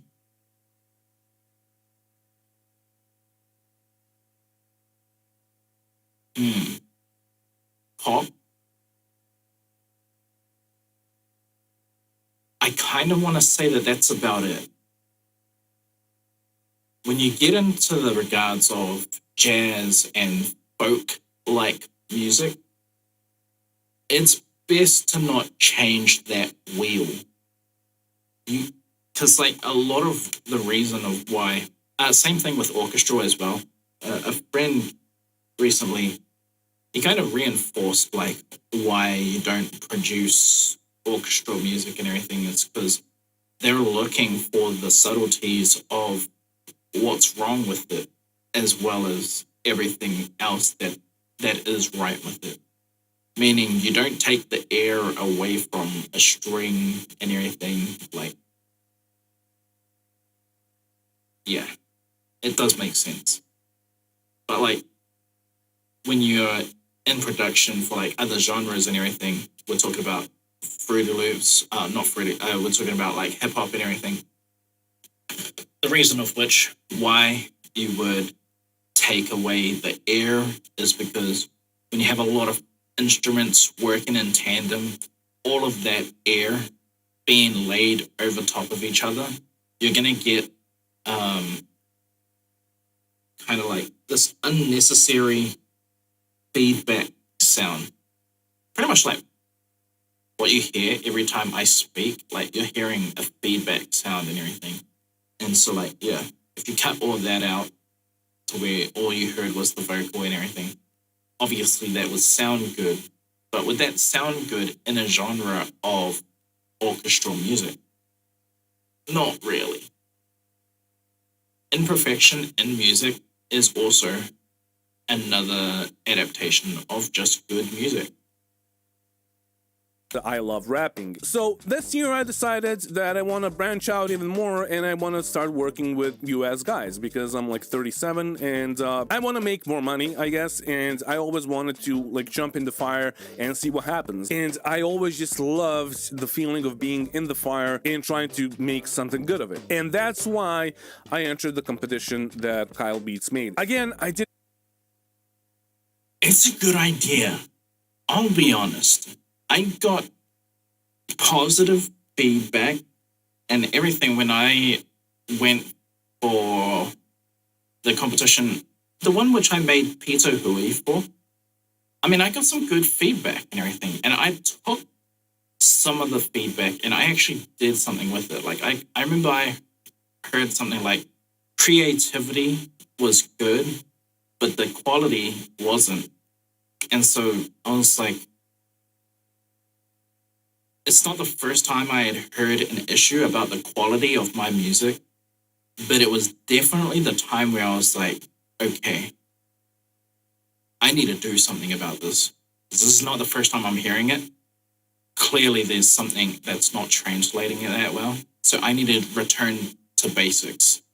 Basically, like coming down to sound selection, workflow, production. And I was like, production. Yeah, I need to fix a lot of areas in that. And I might have fixed some of those areas. Not really. It's just haphazard band-aids and everything. Real problem area for me is sound selection. Yeah. The way how I hear sounds and perceive sounds and everything is going to be vastly different compared to everyone else. I don't have the true ear of music, which I would think you would kind of correlate with Kid Capri. Kid Capri has one of the best ears for music. I would say beside him, you would have Pharrell. Pharrell is also up there in the way of like being able to hear gold, kind of from like any source and everything. Someone else who I would also attribute to this would be actually two people. I think I would like to also nominate Timbaland. Timbaland has had some, well, not only success and everything, but I mean, when he put out that message, when the world finally learned who the hell is Shiloh Dynasty, I mean, shit, gotta give him credit. It's like, yeah, no, doesn't take a genius to know, like, good music when you hear it. When you hear it, it's good, and it's good at the source. So, yeah. Oh, the other one was T-Pain. T-Pain's quite up there and everything. A lot of people want to discredit him because of the fact, like, what's it called? The auto-tune thing. Honestly, no. It's just like, because you have to be able to sing your ass off if you want to even use auto-tune. And then use auto-tune in a way where it's like, it's somewhat off-putting to some people. But hey, you can't discredit that the music isn't that good, because it is that good. And that also comes with the performance and how he like goes about it as well. Like, if you have a shitty performance, you wouldn't get that same feeling like it's good music just because you slapped a shit ton of autotune on it. Everyone knows this, but there's some people that just don't believe it. And so, yeah. Did not know the guy. I didn't like watch a bunch of his videos. I maybe was watched also, like a few, and then mentioning goddamn the pause, the fucking delay with the pause. Kyle Beats competitions, beat making competitions, they are a good source of getting out there. Like I do believe that. coming from one of those competitions myself. If I was like still on land for some of the other competitions, I probably would have joined those as well. But yeah.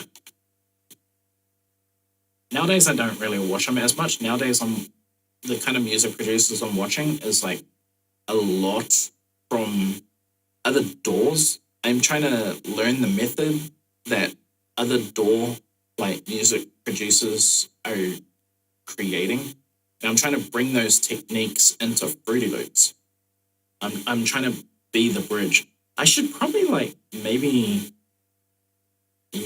break down some stuff. Nah, because I don't fully understand it myself. That's why I don't want to put out those kind of guides. Because I don't know.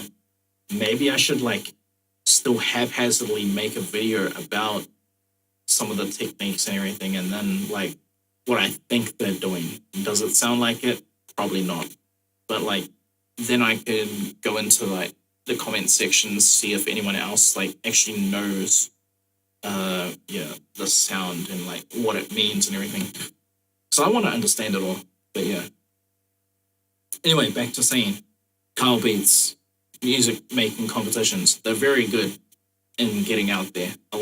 It attracts a lot of eyes. That's why I entered the competition that Kyle Beats made. Again, I did not know the guy. I didn't like watch a bunch of his videos. I maybe watched like a few, and then like YouTube started suggesting these videos, like his videos, and then he dropped that one, and it was super popular. And I was like, yeah, I mean, if that's gonna be like the short route that I can take to get to work with like mainstream US artists, sure, I'll take it. Like I'll try it.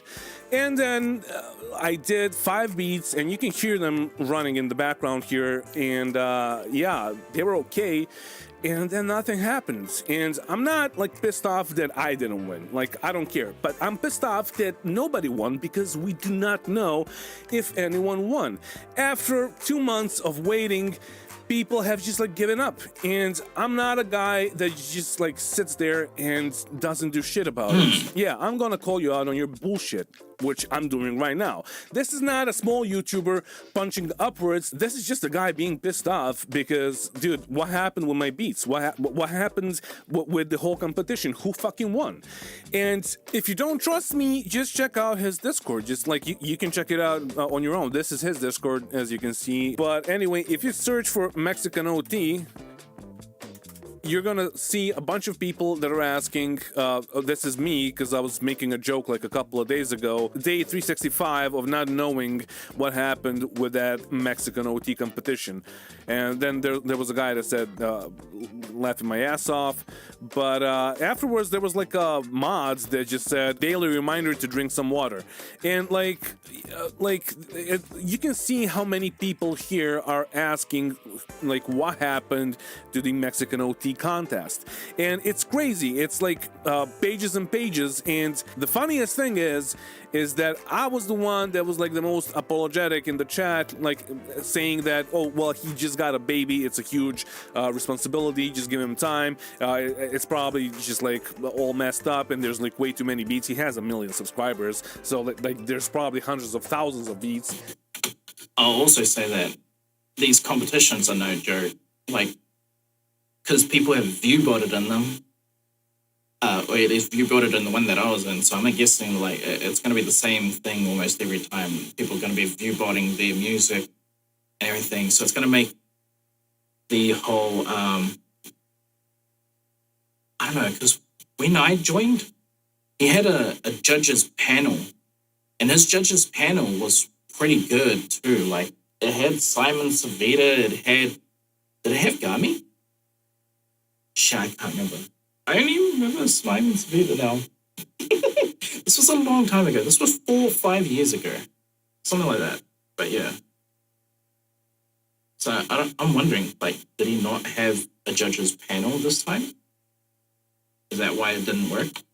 way too many beats. He has 1 million subscribers, so like there's probably hundreds of thousands of beats that he has to scroll through. But then there was a guy on their Discord, Melvin Summers, I don't think he's a mod, he's just like tagged as a producer, that said, dude, the winners have been privately DM'd, that's it. And there were some talks about Kyle posting the names of the winners on his Instagram, but I checked it and there's nothing there. So if you ask the mods on his Discord, as I did, they're not gonna know what's happening because they're not even in touch with Kyle. Like it's an official Discord, but he doesn't talk to them and he doesn't tell them anything. So I went on and then I sent a message to that Mexican OT booking because I couldn't find an email of his manager because like I'm Serbian, right? So like I don't have all the access to all the websites and all the shit. But I was expecting like to at least get an email and from them to just tell me like, hey, you should talk to this guy, but I got no emails. I'm not claiming that the Mexican OT guy, like the artist or his manager or his whole team are involved in this scam, but I am claiming that this was a scam because like it was a competition without a fucking winner, without any announcements, and the whole video was scammy, and I saw it like immediately, and I saw a bunch of other people saying like, I think his name is DJ Payne, and what was the other guy's name? Weaver Beats. They were claiming like, yeah, dude, like this is not like it's royalty free. Like you're not owed any money, but of course he is owed to get his name on it. But again, it was not even his sample. Like it was not even his loop. It was another guy's.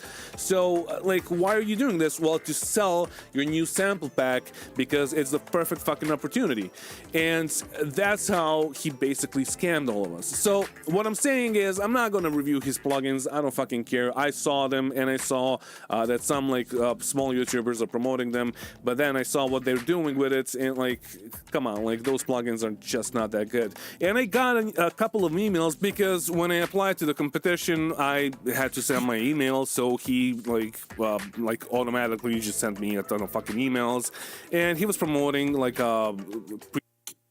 yeah. This is why I don't want to give my email out to everyone, like, nowadays, 'cause, like, when you get this kind of interaction where you know that it is literally a bot sending emails on behalf of these people, it's just like, dude, this is not what I signed up for. If I can, wait, we can unsubscribe? Shit, if I knew that. I just see it here right now, unsubscribe. Son of a bitch. Alright, well, yeah. Reset bundle for whatever, I don't even know what it is, and that's basically why I'm making this video, because he's still gonna try and sell plugins, and he's still gonna make new plugins, and he's still gonna sell sample packs, and he's still gonna do a lot of shit like that, and most of it is probably just gonna be scammy because obviously the guy is a hustler. We have a name for I gotta know first. Okay. I have to know if he's created another video since that competition. Because if he hasn't created another video,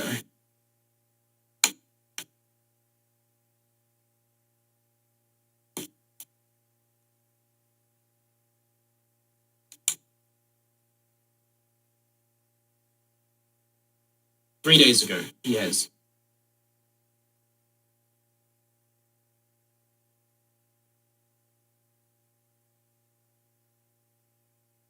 It's been 4 months and he's created multiple other videos.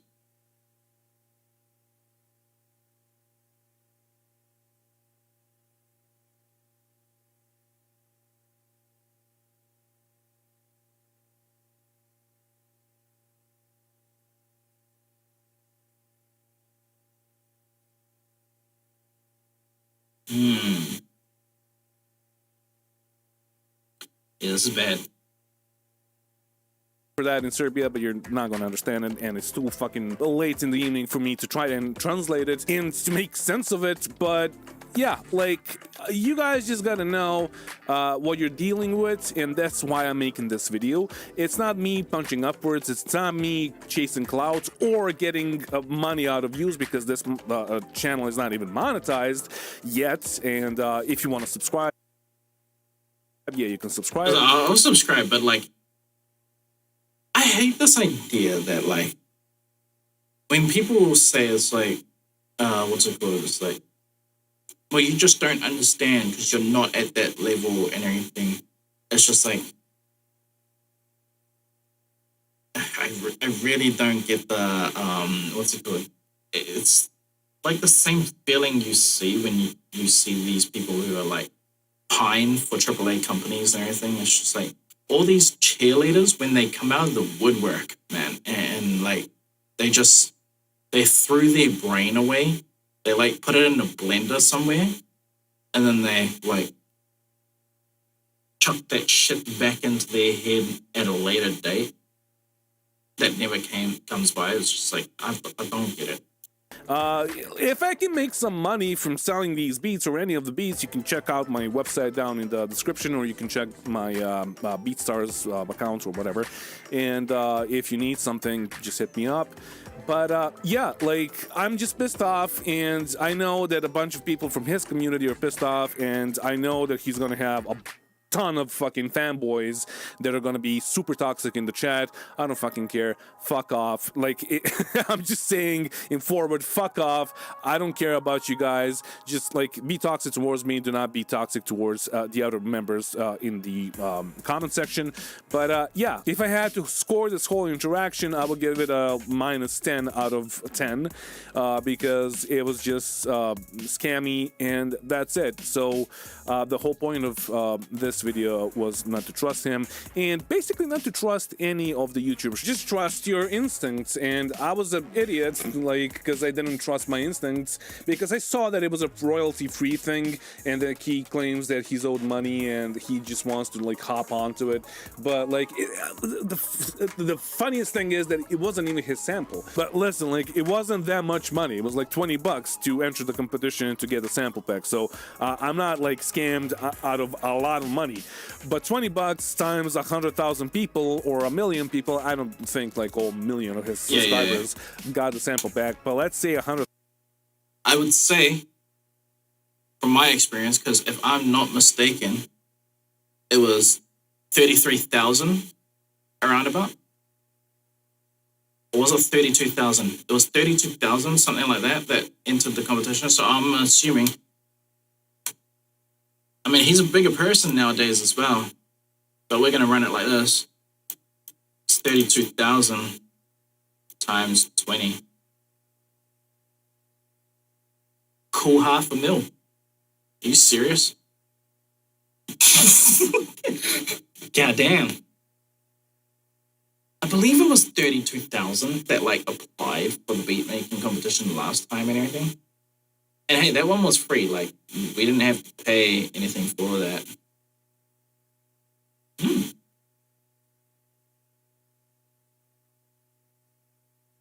1,000 people, that's a lot of money, right? So yeah, that's the whole point of the video. Thank you, peace out. And if you want to subscribe for like plugin reviews and how-tos in the music production and beat production, all of that. Don't subscribe because of this, because I don't want people thinking that this is going to be a drama channel, because I'm not like there for drama. But I am going to call out everyone on their bullshit, just like I did with QAD plugins, which I love and adore, but like what they're doing right now is just Jesus Christ. But yeah, wait, whose plugins? Subscribe for honest production, all of that. Don't subscribe because of this, because I don't want people thinking that this is going to be a drama channel, because I'm not like there for drama. But I am going to call out everyone on their bullshit, just like I did with QAD plugins, which I love and adore, but like what they're doing right now is just QAD plugins? But yeah, subscribe for honesty, I guess. Peace out. Mwah. Bye. Hey, nah, I fuck with it.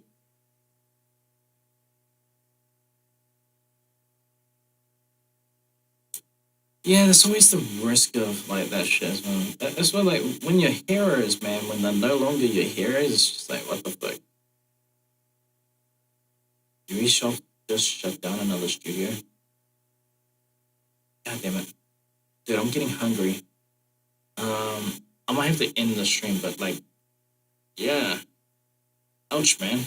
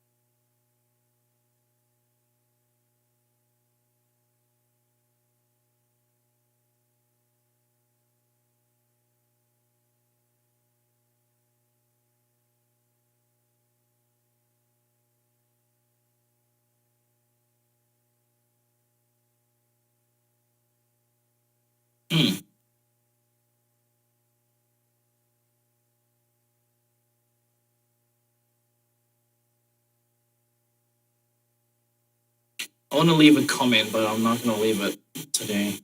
Yeah, I just wanted to read some more shit. Anyway, we're gonna call that it for the stream. 8 o'clock, dude. I'm starving. I gotta bounce. I gotta play my game.